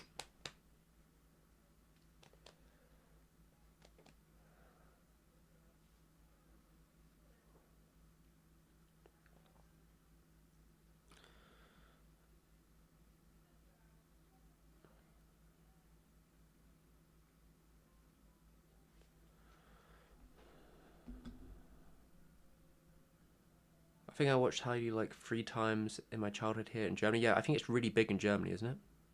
Belle and Sebastian and Heidi are classic Nippon. Yeah, it's true. Oh yeah, the thing about Shinkai and Miyazaki, it depends what people mean when they say next Miyazaki, because Shinkai's work is nothing like Miyazaki's. But if you're talking about the face of anime, as in like the creator that seems to define the industry for like the common person, in terms of like those that are like the most popular and sort of acclaimed figures, Shinkai is going to be a figure in anime if you like him or not. Just because like Your Name and even like his newest film, Weathering with You, both did incredibly well. Like they are both in the top 10 anime film, like well, I think they're both in the top 10 of Japanese films grosses of all time, which is just like unheard of. Like someone can just come out and do that outside of Miyazaki. But if this be his moment, like Spirited Away or Princess Mononoke was for like Miyazaki back in the 2000s, like early 2000s, I expect he'll be working for another 20 plus years and having the same kind of hit potential. And he will become a face of the industry in the same way that Miyazaki was beforehand. And in that way, he may become the next face of the industry when Miyazaki, time comes. He may become that person because of his predominance. I think the thing with Hosoda is Hosoda actually had like career-wise, Hosoda had a much closer like trajectory as Miyazaki, and like he was also a big fan of Miyazaki, so you can kind of see their direction. They both worked at Toei. They both sort of like eventually worked their way up into a particular series where they became like an iconic voice within it, and leaving a version of that series, like an entry in the series, a movie or a TV show piece, where they have defined that piece and it becomes very fond within the fandom. And then they go on to like make after defining some parts of the series, they make their own movie version of it, which again does something very quite similar. And then they go off and literally join Studio Ghibli, but then they can't get anything done, so they leave. But then they actually make their own studio after working with Madhouse for a couple of years. They eventually go off and do their own, as in the same way like Miyazaki worked with TMS for a while, or he worked with Topcraft, or like, yeah, these sort of situations. Like, there's definitely like parallels to how their career bounced around, and how you could structure that and look at like how they rose up. And now they both make independent film. Well, I don't know if I'd say independent, but they both make their own directorial visioned films within their own studio that get like, I guess, the amount of money they need to make another film. Hosoda doesn't make anywhere close to what Miyazaki does. He tends to hit the 30 to 60 million rate, which is a pretty decent range for an anime movie, and that's probably enough to keep him continuing to make films for the rest of time. If hopefully they keep going. I think Mirai didn't do as good as the Boy and the Beast film, so hopefully his new film that comes out in the summer does well for him, because I think I would like to see him continue to do what he does. That's all I can say about it. But yeah, like, there's only one creator. I don't think you're going to become the next creator. It's always a really bad move when you think of it like that way, because yeah, one creator hits. Like there was a period in the 90s when there was this concept about the next Spielberg, and that might have been like Steven Sotomayor, the guy who directed like Home Alone and such, or like J.J. Abrams or something. Like the people would bring up these random directors and be like, they're the next this character, they're the next George Lucas, they're the next this, or maybe in video games they have the term like, oh, this is the Halo killer. It's like you can't kill a franchise by having an entry that is like of a similar type. It isn't really. I see you still on camera, Cat. But yeah, like I think there's probably more debate towards it, but yeah, I think it's all about how we define language and what we mean when we say stuff. And if we were talking about industry figures, then Shinkai probably will be that. But if we're talking stylistically, I don't think any director is another version of another director, so that's kind of a useless way of describing someone.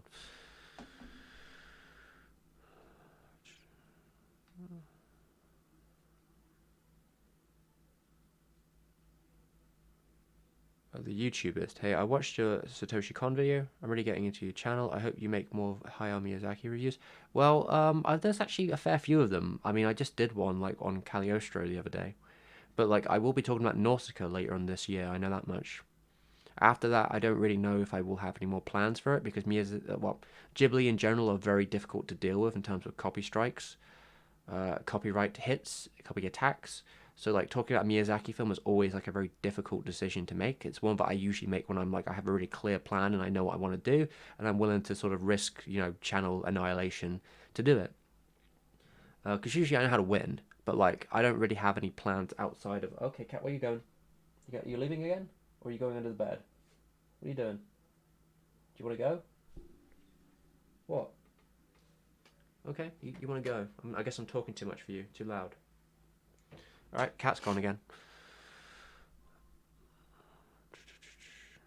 But yeah, I don't know what else I would. God damn it, Cat. I mean, I've talked about Miyazaki like a lot, so I don't know what else. What other.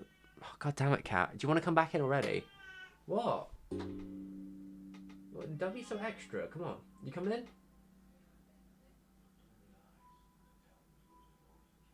You can't just leave the room and start screaming about it. Like, you're the one who chose to leave. Ay, ay, ay. That cat. Yeah, I don't really know what other films I'd talk about at this point, but who knows? If I have another idea, maybe. Hmm. Oh, it'd probably be Conan. I'd probably talk about Future Boy Conan. I don't think there's anything else I could think of at the top of my head. That's not Future Boy Conan right now. Oh, she went downstairs, did she? Okay. Um, I hate it when a movie or series, this is easier, leaves a bad aftertaste. I don't know how to explain the feeling. It's over. You don't know what to do with your life anymore. So I actually know that feeling incredibly well. Yeah, there's a sort of like, in that period, in that way where like a piece of media sort of defines your experiences for like a moment in time. It could be like a couple of weeks, it could be a month or two, and like it's over, and it's sort of like now there is a hole in your existence for like not knowing where to go next, like because it's over, and like finality can sometimes hurt, especially if you don't. I don't know. Sometimes something will end. All right. There's a specific period of time in my life where I remember being the worst hit with this, and that was when Dragon Ball GT ended, because I had effectively lived from the age of 6 to the age of, I guess maybe I was 10 or 11 at the time. It was like half my life at that point, period, basically, right? I had watched, Dragon Ball on a weekly basis and continued watching it for all that time. And it just seemed to me at that period after watching GT, it's just over. Now, of course, that was not true. It's not over at all. I mean, it kind of is, but it kind of isn't. All right, well, technicalities are behind about where we define the canon ends and all this other stuff. GT is probably the most finite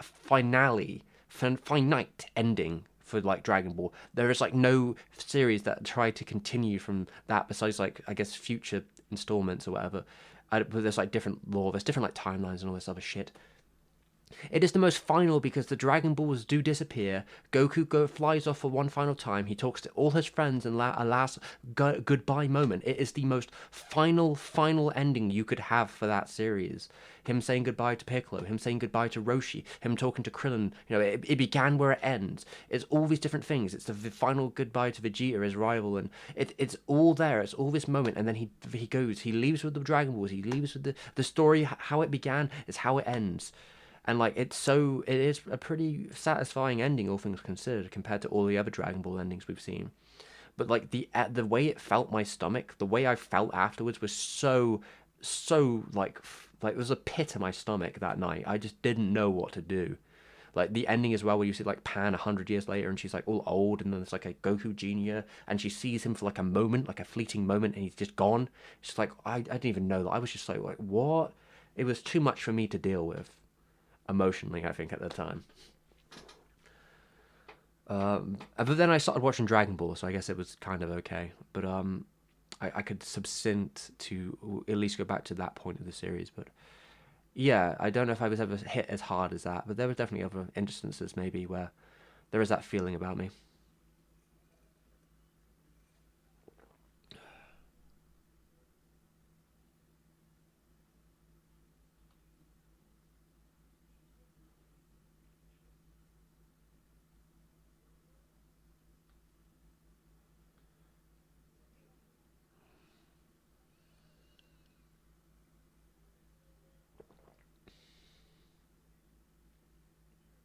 Do copyright strikes go away after a while?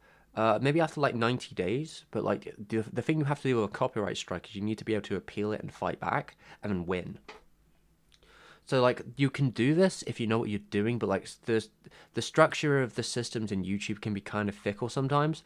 The biggest worry I tend to have with a copyright claim, if it's a strike, is getting YouTube to send them notice to the company. Because sometimes, because it's all automated, YouTube will refuse to send your like response to the claimant. They'll think it's like a bot response or something. Or they'll say it like it's not genuine, but they haven't actually checked it because they don't have people who check the stuff unless you force them to, unless you complain a lot. And like last time I tried to do that, I couldn't because it was COVID times and they didn't have anyone working there. Wasn't anyone to email. But the way they've done the system now is like perhaps a little easier because they have like little boxes that you have to fill out and there's like a template.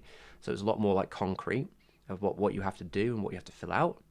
But yeah, like it can be an annoying 2-3 weeks of your life having to deal with those. depending on how many you get at a time. One strike isn't a big deal to do, like it's not a huge issue, because you can fight that like and hopefully get rid of it in the next couple of weeks. If you get multiple strikes at once, which is again is harder nowadays because you can only get one strike a day. That didn't used to be the rule, which is insane. That means you could have just gotten 3 strikes and instantly your channel just gone in like a day. But like there are set rules in there. Like there's the 24-hour rule per strike, and then like if you get 3 strikes, your channel will remain existing for like another week, which will maybe help you like pass through a couple of strikes if it's possible. I still think 3 is too little. I would rather gain like more if you become an established like verified creator, or if you become like registered with YouTube. I think that there should be a point where you have more security, because it can be a real worry. Like that stuff can hit you really quickly. But yeah, it's always kind of annoying, and the worst thing usually is that like, you know, if a video gets deleted off your channel, it will affect your like your viewership, because you're actually just losing like a huge chunk of views out of nowhere, and that can hurt the channel. So like you will dip in like engagement for like a couple weeks while you're fighting these claims. So like ideally you don't want to have to even fight them to begin with.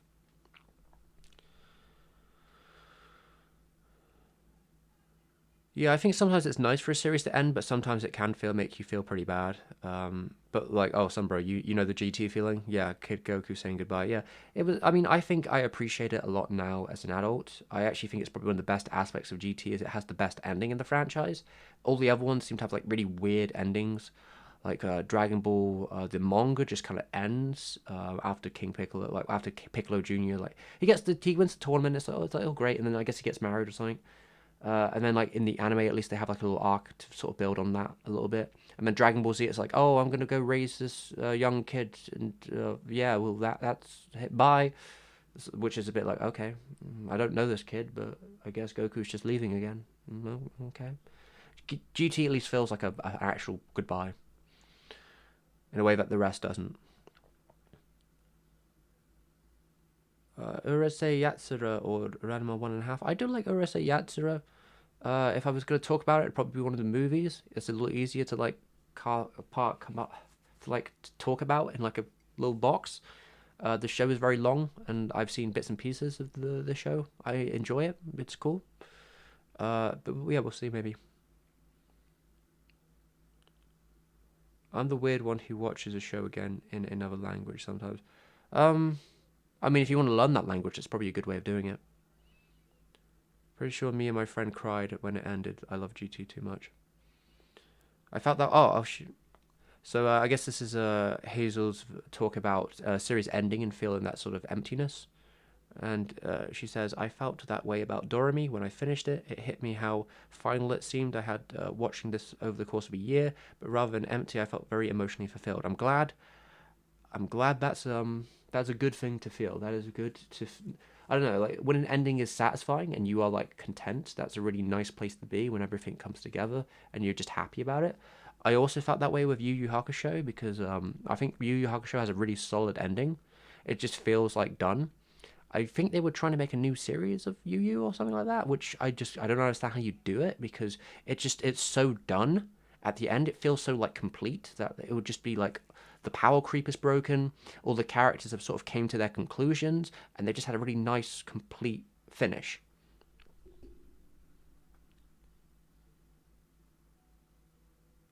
Will be a video about Samurai Champloo. I've literally already done a video about Samurai Champloo. Should have ended it at the Namek cell. You could have in theory, I guess, but I guess that was never really the plan. There was always gonna be more. I mean, Cell does feel like more satisfying of an ending. Like in terms of Dragon Ball Z, the Cell arc is probably the most like complete ending. The Frieza arc doesn't necessarily feel that complete. I don't know. It feels a little bit weird just because it's like Goku's. Does he die? Oh, he didn't die. Oh, okay, he just is gone. I guess. Okay, but I guess he stopped Frieza. Hope maybe. I mean, maybe Frieza's dead. I guess. I think he is. Okay. Well, that's the end, everyone. Now Vegeta lives on Earth as well. It's like, that would be such a weird place to end it. It'd be like, oh, what? What happens now? What about Vegeta? Isn't he like a bad guy still? There's no Goku. How? What do we do? What about the Namex and how many would live? I don't know if you could have ended it with freeze in a very like. I guess you'd have to have really done some work to be like an ending any. But cell probably makes more sense. Yeah.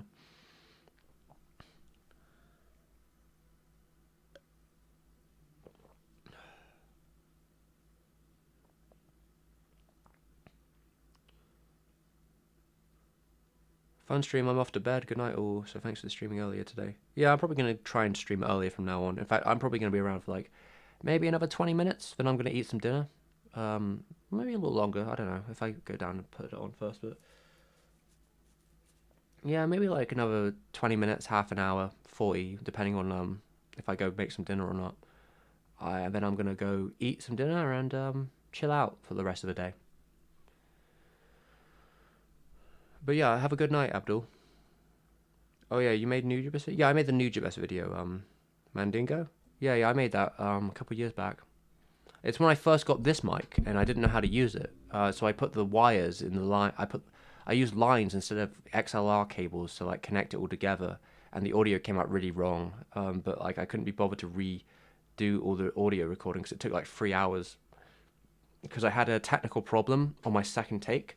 So the audio was unusable. So yeah, it took like 3 hours to record the whole Nujabes script. It was like, in the end, I think it's 24 minutes, but yeah, it took me 3 hours to actually get that audio together. So yeah, I wasn't planning to re-record it after that, even though the audio was not how it should have sounded. But I didn't know what I was doing because I don't know, I had never worked with XLR cables before, and I didn't really know how I was supposed to set it all up. All right, where's Warren? Have a good one if you're going out.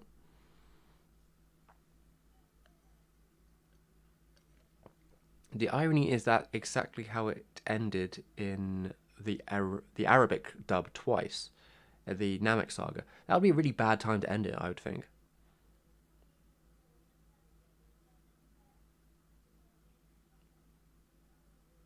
Daniel Lynch, 2 videos in a weekish. Beast of the Southern Wild is what is better. I don't know what Beast of the Southern Wild is. Oh, it's like a movie? It's a live action movie, I guess? Why are we talking about this? This has nothing to do with anything.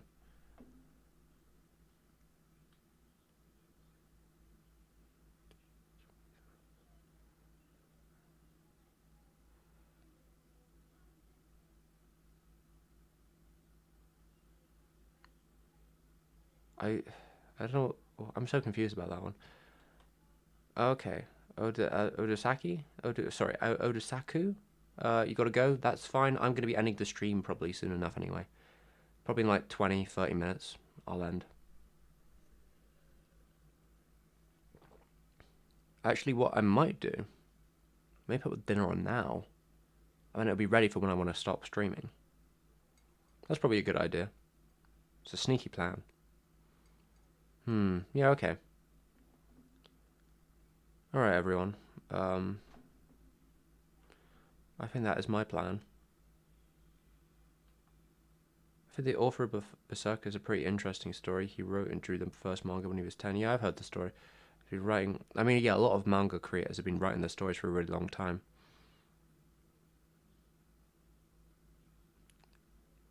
Mandingo, you might be a little late to the thing, because someone already asked about Monster earlier. And I said no, I didn't. I only watched like an episode or two back 15 years or something. Wasn't really that interested at the time.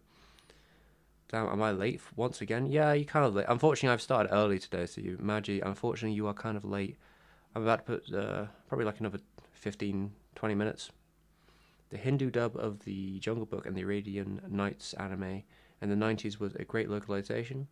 I'm glad to hear that. I guess, yeah, there was a Jungle Book Nippon version, was there? Right.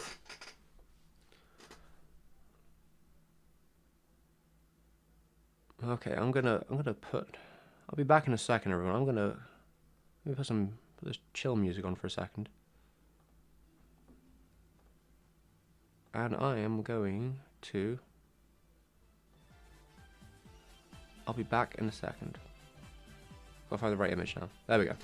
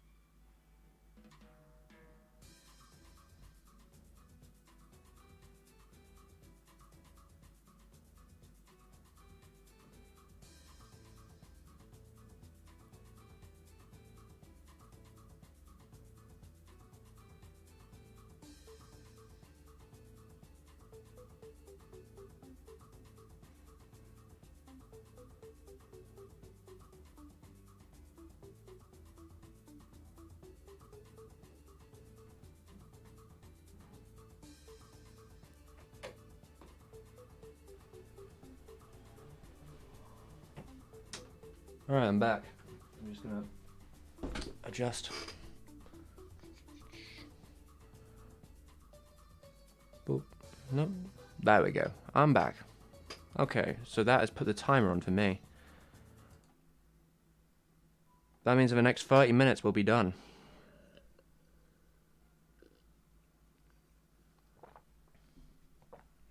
I'm not quite done yet. Yeah, so... Yeah, in about 25 minutes, I will be finished. And then I'm going to eat. Where were we? Shonen Mowgli? I have not seen Shonen Mowgli. Should we have a look? What does he look like?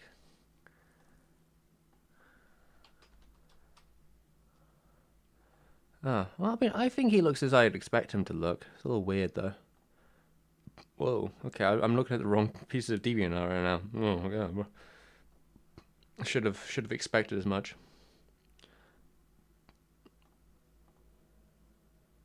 Yeah, I mean, he looks as I'd definitely expected him to look, to be honest. Boy Mowgli, right? Yeah, I'd say that's what I would have expected from him.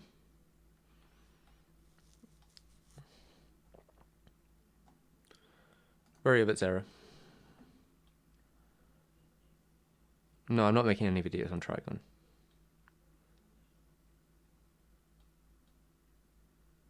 Doodle time? I mean, you can be doodling. Like I said earlier, my wrist is not exactly in the best position today, so I'm probably not going to strain it anymore after all the editing. I usually would draw, but today I'm going to probably take it easy on the wrist if I can, so until I get the new tab... Well, I guess I should announce that. So hopefully... So, yeah. Hopefully... What will be the word? Hopefully in the coming weeks I will be buying a new tablet. Because my other drawing...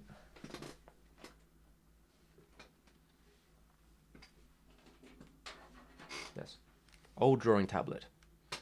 So it's like a Wacom, an Intuo or something. It's okay. It's probably far too expensive for what it was. But I bought it before I even knew there were other tablets. I bought it many years ago. It still works. It's okay.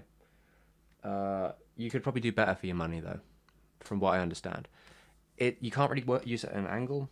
It's more like a paintbrush. It's more like a digital paintbrush than it is like a pencil or something to use. You can use it that way though. I find there is a process of slowness to it all. It feels like I'm at a disadvantage when I use it. It's a little too small as well. I need something a bit bigger so I can use more of my shoulder, my wrist. Something maybe I can get on an arm, like a clamp, so I can hold it up and draw maybe one standing up or something. So I'm thinking of getting something bigger, like a video tablet, like a bigger one, maybe about that size. I'm going to put some money investment into it. My Patreon and charity, whatever we make on donations here, probably going to go in towards it. And yeah, that should hopefully improve the process for me, make me faster as well. I'll probably be more. I think it would just make everything more efficient, and I will hopefully be better for it. We'll see. It'll be a good experiment to see how I adapt and how good I do with it. Yeah, should be a good time, hopefully, and that probably means I'll be able to stream more in drawing wise, with the comfort of a nice fresh tablet that probably be a lot easier to use. That's the plan. That is the plan anyway. Yeah, I'm not gonna get a Cintiq because they're fucking expensive. I'm getting a Huon, I think. There's one particular Huon. Some of my associates were into the Huons. I can't get the exact one they've got because it's an older version, but I'm gonna get I think it's called a Huon Canvas. a Huon Canvas 15-inch or something like that. It's basically like the newer version of what they've got, I think. And they both use it, and they seem to be for it, and they do pretty good work with it, and they enjoy it. So I'm gonna go into it as well. Set it up with a PC. Hopefully, get it on like a crane arm maybe, or I have to clear my desk properly maybe. It's a little bit messy, but we shall see. We shall see.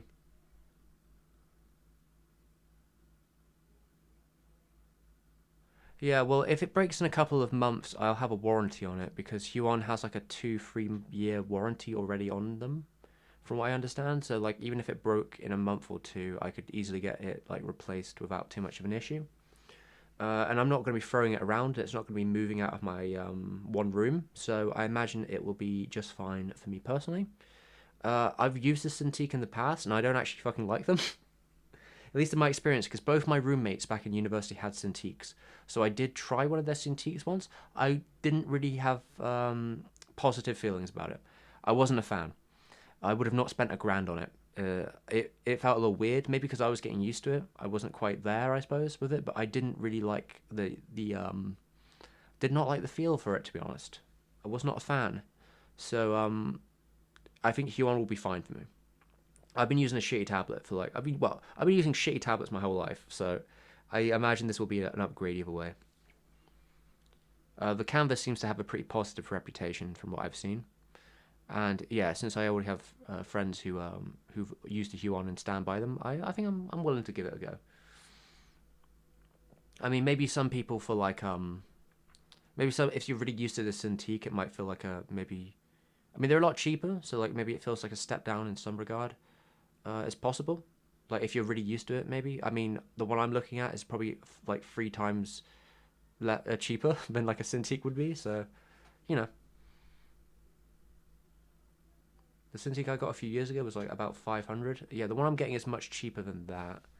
Let me have a look, because usually Cintiqs go for like a grand. At least they did when my roommates were buying them. But maybe they're cheaper these days. I don't know.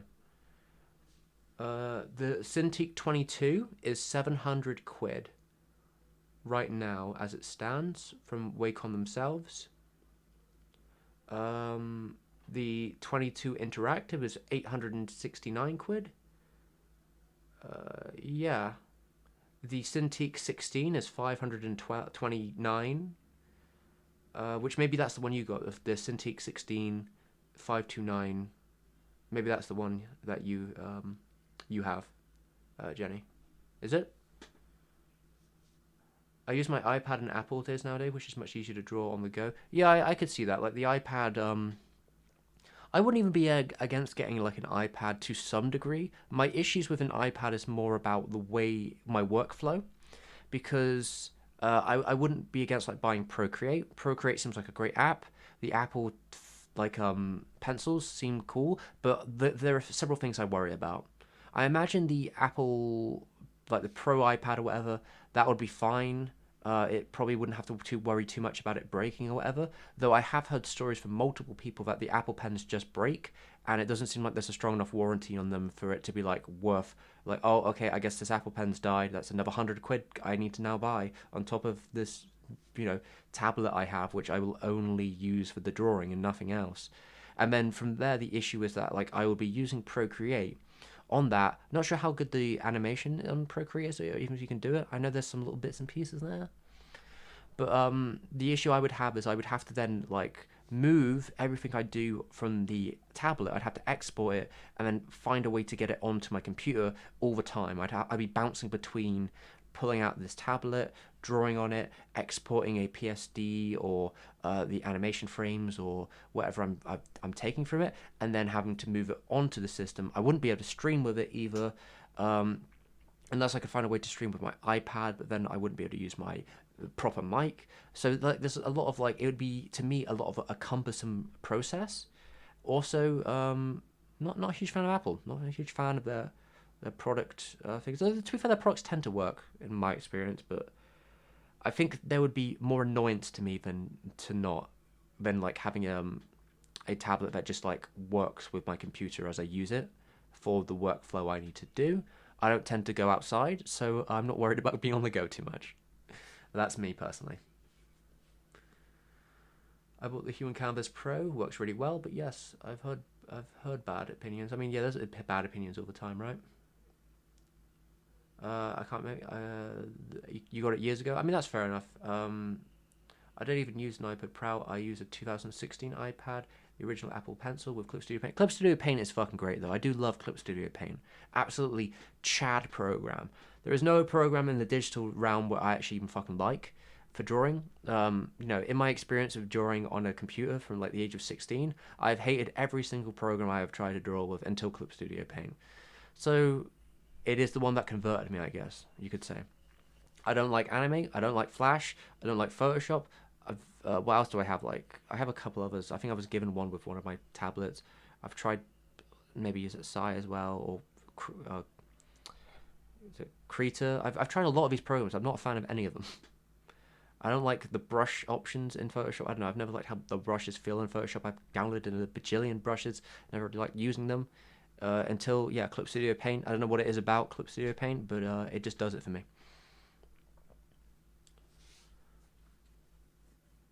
Although the issue with Clip Studio Paint is I'm not actually allowed to use it on my if I had bought an iPad or like a new iPad, my version of Clip Studio Paint wouldn't work on it because it is for like PC only or whatever. You'd have to buy a separate different app which is on like a subscription service for the iPad. I think that was another reason I was like that's a no go.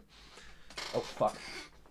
Oh god! I've knocked my water. Well, there wasn't much water though. There wasn't any water left in it. Okay. Okay, it's fine. Crisis averted. I only tapped my glass. Clip Studio Paint is like Psy and Photoshop had a baby. Yeah, I mean the Photoshop tools in Clip Studio Paint are pretty alright as well. Like having rulers that you can turn off as like its own layer is like really good. Like I can't believe Photoshop never did that. Maybe they have done it in the newer versions, but in my version of Photoshop, like rulers have always been kind of annoying because you like to get rid of them, you have to like just throw them away or go into your top menu and like just remove all rulers. But like in Clip Studio Paint, you can just like just like press the I, your rulers are gone for a second. You want them back? Press the I again. You get your rulers back.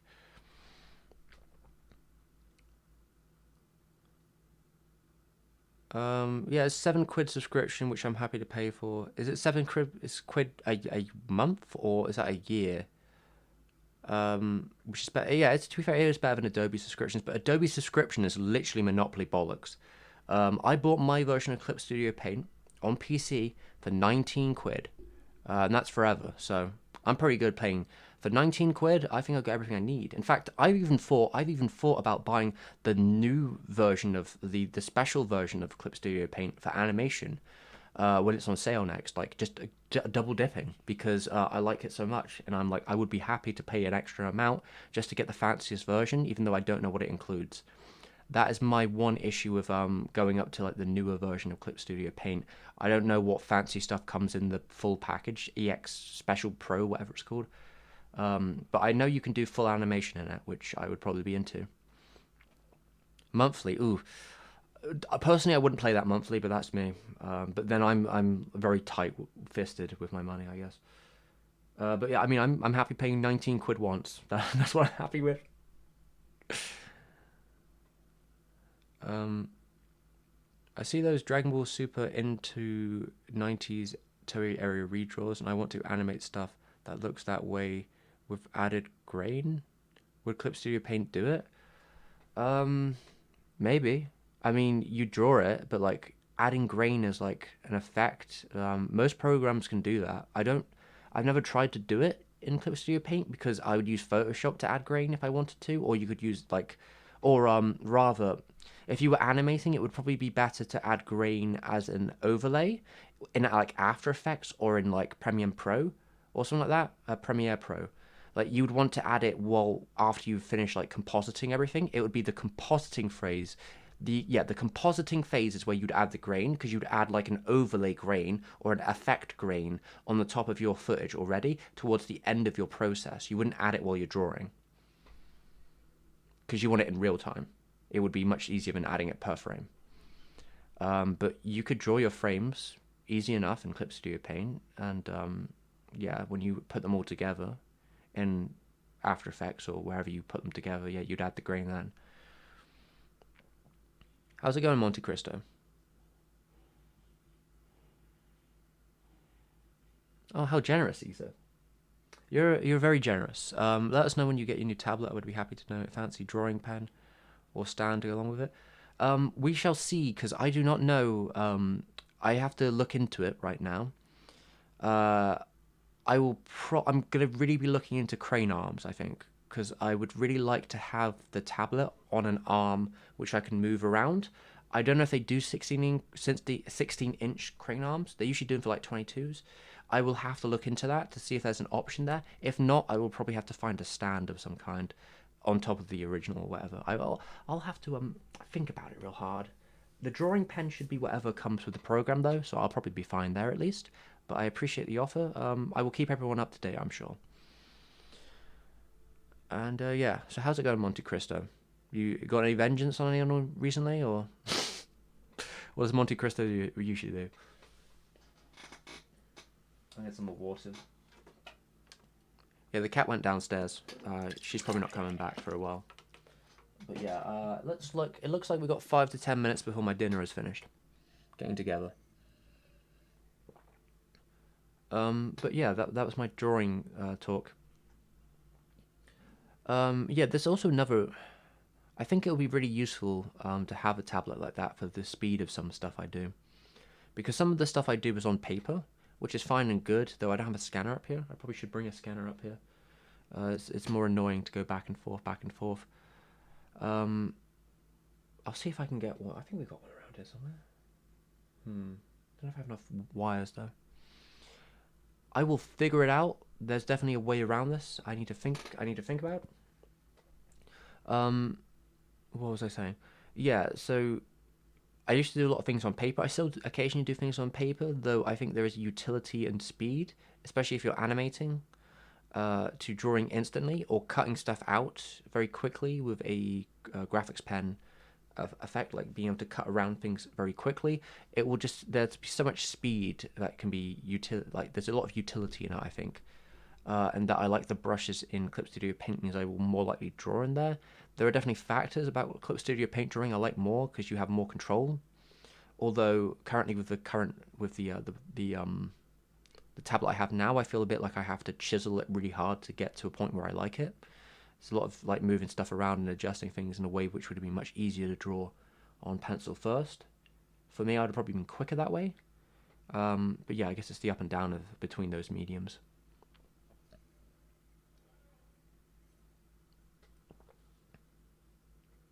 Who's making your dinner? I make my dinner. What are you on about?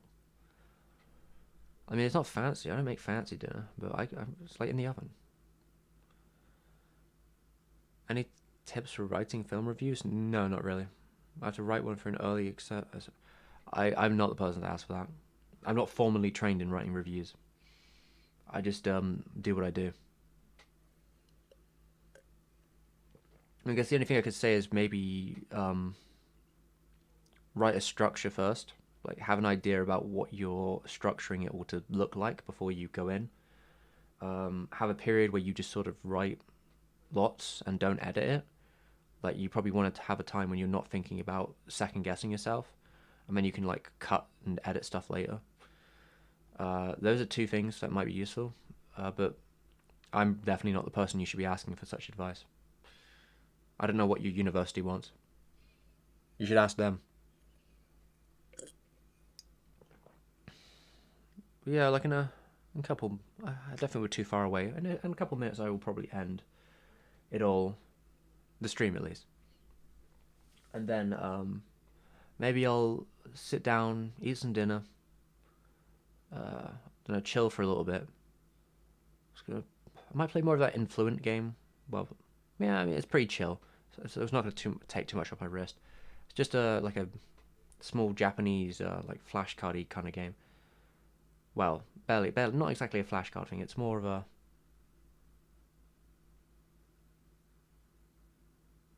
Monte Cristo. Thank you very much for the coffee.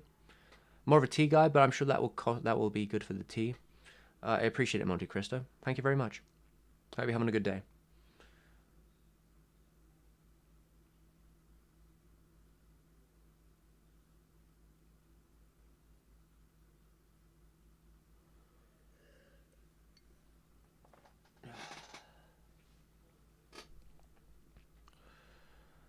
Um, oh God, what am I even saying?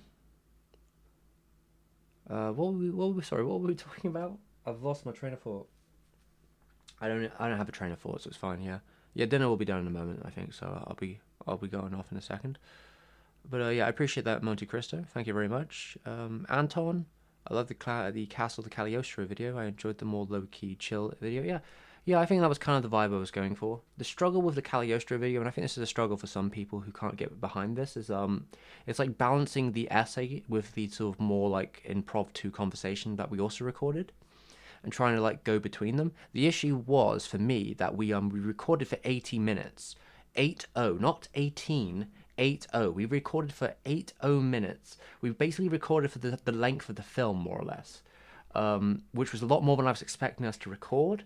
So I was trying to cut down from like, 80 minutes into like what we got in the final video, which is, I have to assume it's like 15 or 20 minutes of conversation, somewhere between those two. Maybe let's say like 18 minutes. Let's say about 18 minutes of conversation, and the video is 29. I don't even know if that's true. Maybe it's around that. Yeah, I'm gonna go with 15 currently because I'm not quite sure. But yeah, it might be 15 minutes of convo. It's like at least it's more than half. It may be half or more than half. So like it's a hard balancing role. In the past, I've dashed in this approach, like with the Sonic video.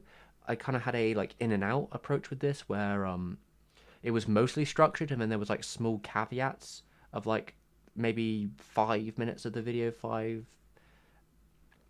to 7 minutes of the video where it was chatting on top of the more structured bit.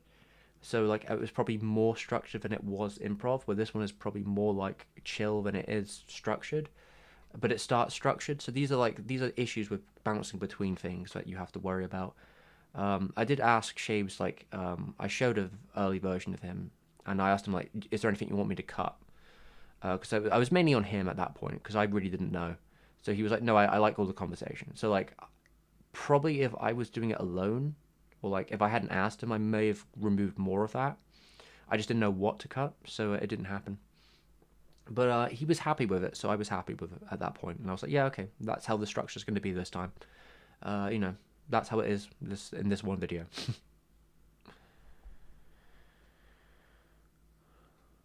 And Neon Peach. I guess Neon Peach enjoyed it, so yeah, I think some people like that format. Is that Kian? What's my preferred DAW? I'm not sure what a DAW is, I'm afraid. I'll have to double look that up, because I'm not quite sure what you mean. I've heard the term before, I think. Oh, digital audio workstation, eh? Is that like Audition? I mean, I use Audition. I don't know if it's the best one, it's just the one I used, Adobe Audition, and I also use Audacity sometimes because it's free. So if I'm jumping between computers, I might have a copy of Audacity here and a copy of Audition there. I know some people like Reaper. I've never used it, so I can't really speak for it.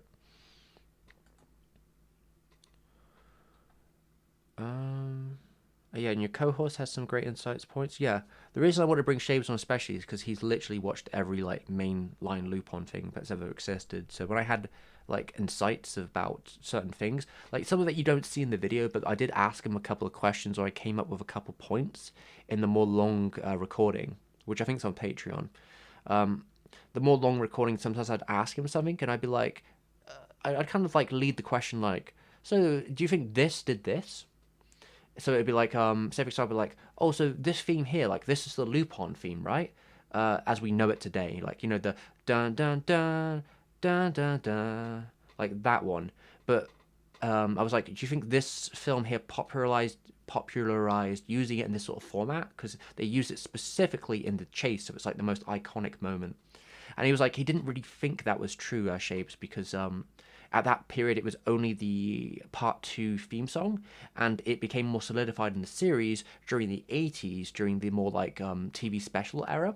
That's when it became more used within the franchise, and then when part 4 and 5 came out, they both used that as the theme. Like beforehand, they all used their own like special theme, like each series had their own unique one.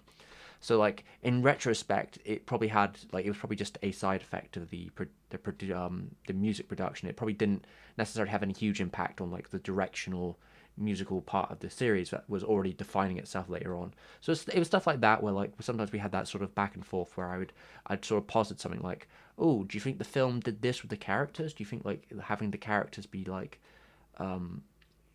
being like one-off events or like one-off epic moments was here, and he's like, well, it's probably more established in the television show because it's not in the manga. So like there was little bits and pieces like that where I think that was what was interesting about the conversations, talking to someone who had seen it all, who could give those sort of more like overview perspectives. And what got on the video were, to me, the most insightful parts of our conversation when it came to the specific targeted areas I wanted to focus on in the video.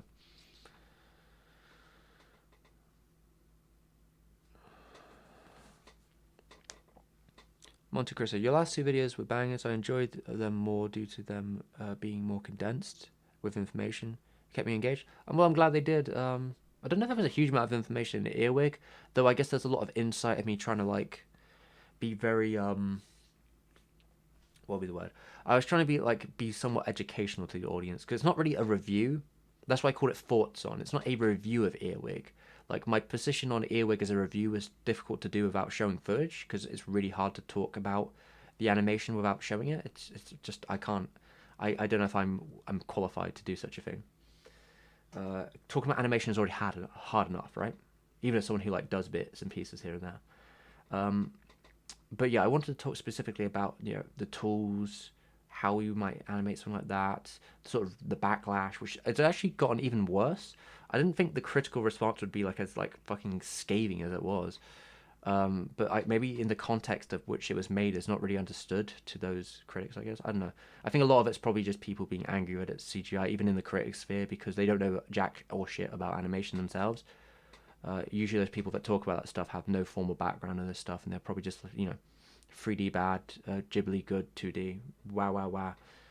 And hearing that they're actually going to do like a movie release for Earwig now in Japan, so there's going to be like a slightly new, updated version of the film that comes out, which has like more like scenes in it, and it looks to have some updated lighting. That it seemed like it to me.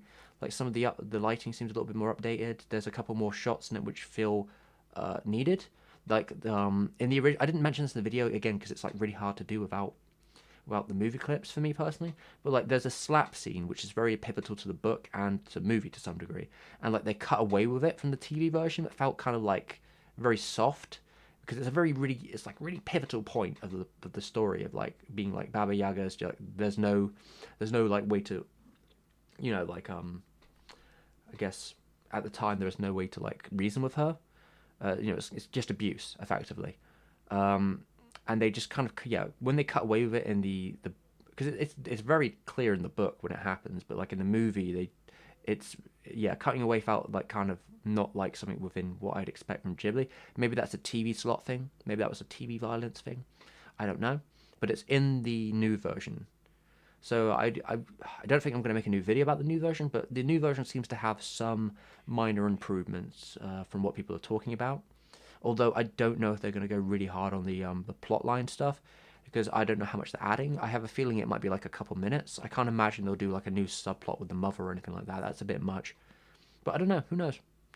But yeah, I enjoyed making those two videos, and we'll see how long it takes me to get to the next one. I guess you won't see the next one until it's released in March. Both of them, I guess. Red Line, I'll probably start in a couple of days. But this video I'm making currently, that's not going to be seen by anyone on this channel, at least, for a good amount of time yet.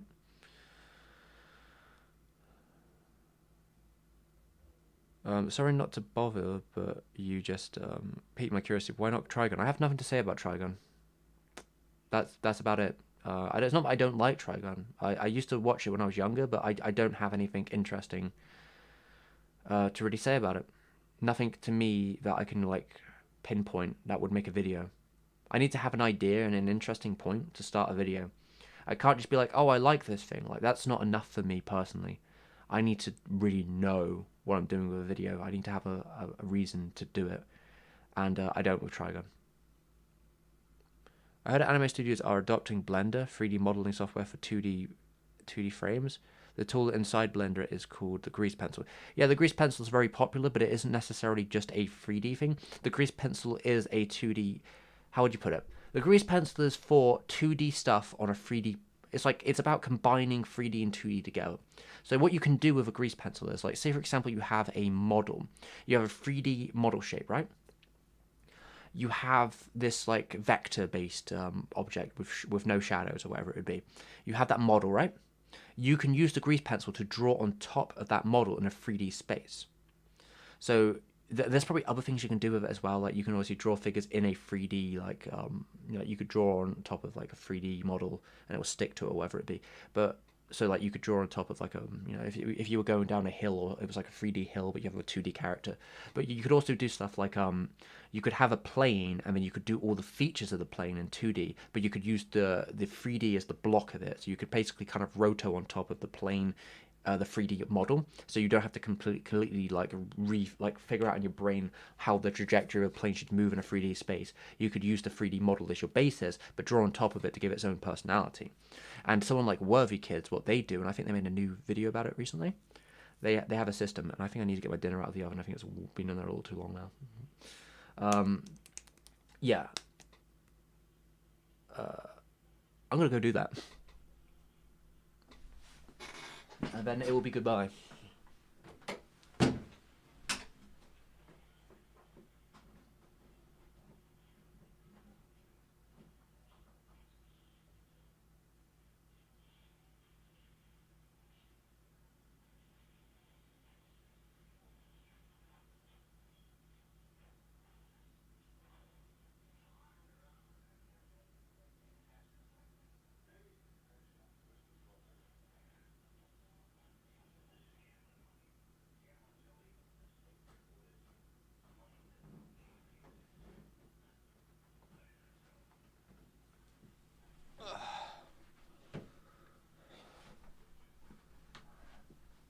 Ugh.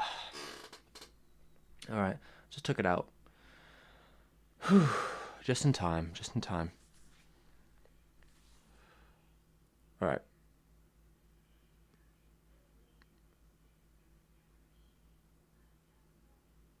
All right. Yeah. So I'll be ending the stream in a minute. My dinner's downstairs, so I will get that in a moment.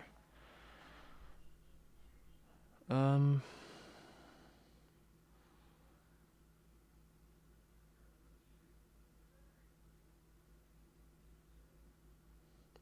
I heard that anime studio. Yeah, so yeah, the grease pencil is a very interesting thing. I want to get into it. I don't really like how it feels as at current state. I'm gonna have to talk to some people who actually know it better than me, because I think Blender will be a very valuable tool in the future to get together with. There's some stuff I've always wanted to mess around with, some 3D elements. So maybe one day we'll get it together. I do have a mail, but I don't really use it because I don't really care. Aggregate stuff doesn't really do it for me. I can't be bothered to like spend all that time categorizing everything I've watched. It's just it's too daunting. It's too like brain melting for me, to be honest.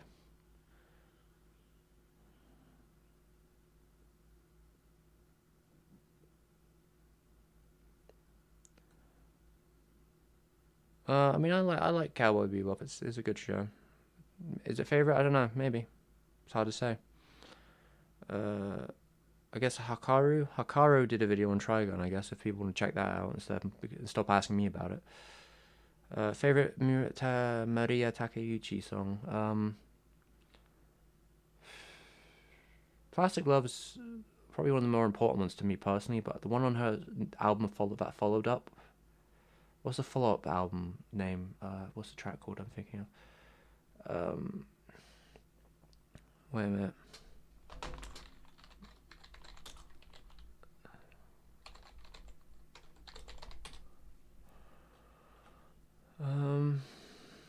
What would it be called?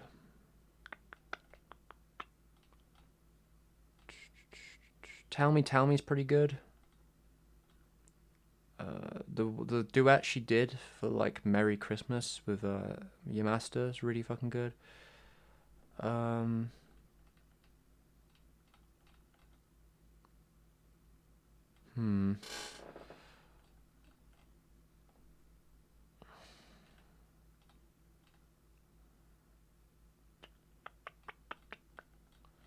There was another song, but I can't remember the name of it right now. I know it's on her next her album afterwards, like the 1987 album, but I can't recall the name of it off the top of my head. But those ones, there you go. Those are some. But yeah, I have to add the stream right now, I'm afraid. So, uh, tips on YouTube thumbnails. There is no special tip on YouTube thumbnails. It is a game of art and design. Like, you have to treat it like it's a painting. A thumbnail is a painting in a way. It's just a very small one. You have to kind of work within those boundaries of, like, you can't just, especially nowadays, you can't just like throw out a thumbnail. It's like 50% of your engagement is probably going to be strictly on that thumbnail. You got to make sure it looks, clean and tidy, and it gets the point across you want.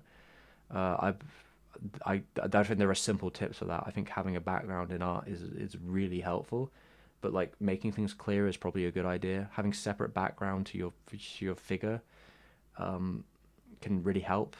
Strong colors, strong lighting. There's a lot of factors to this. Like it's too complex for like a simple tip.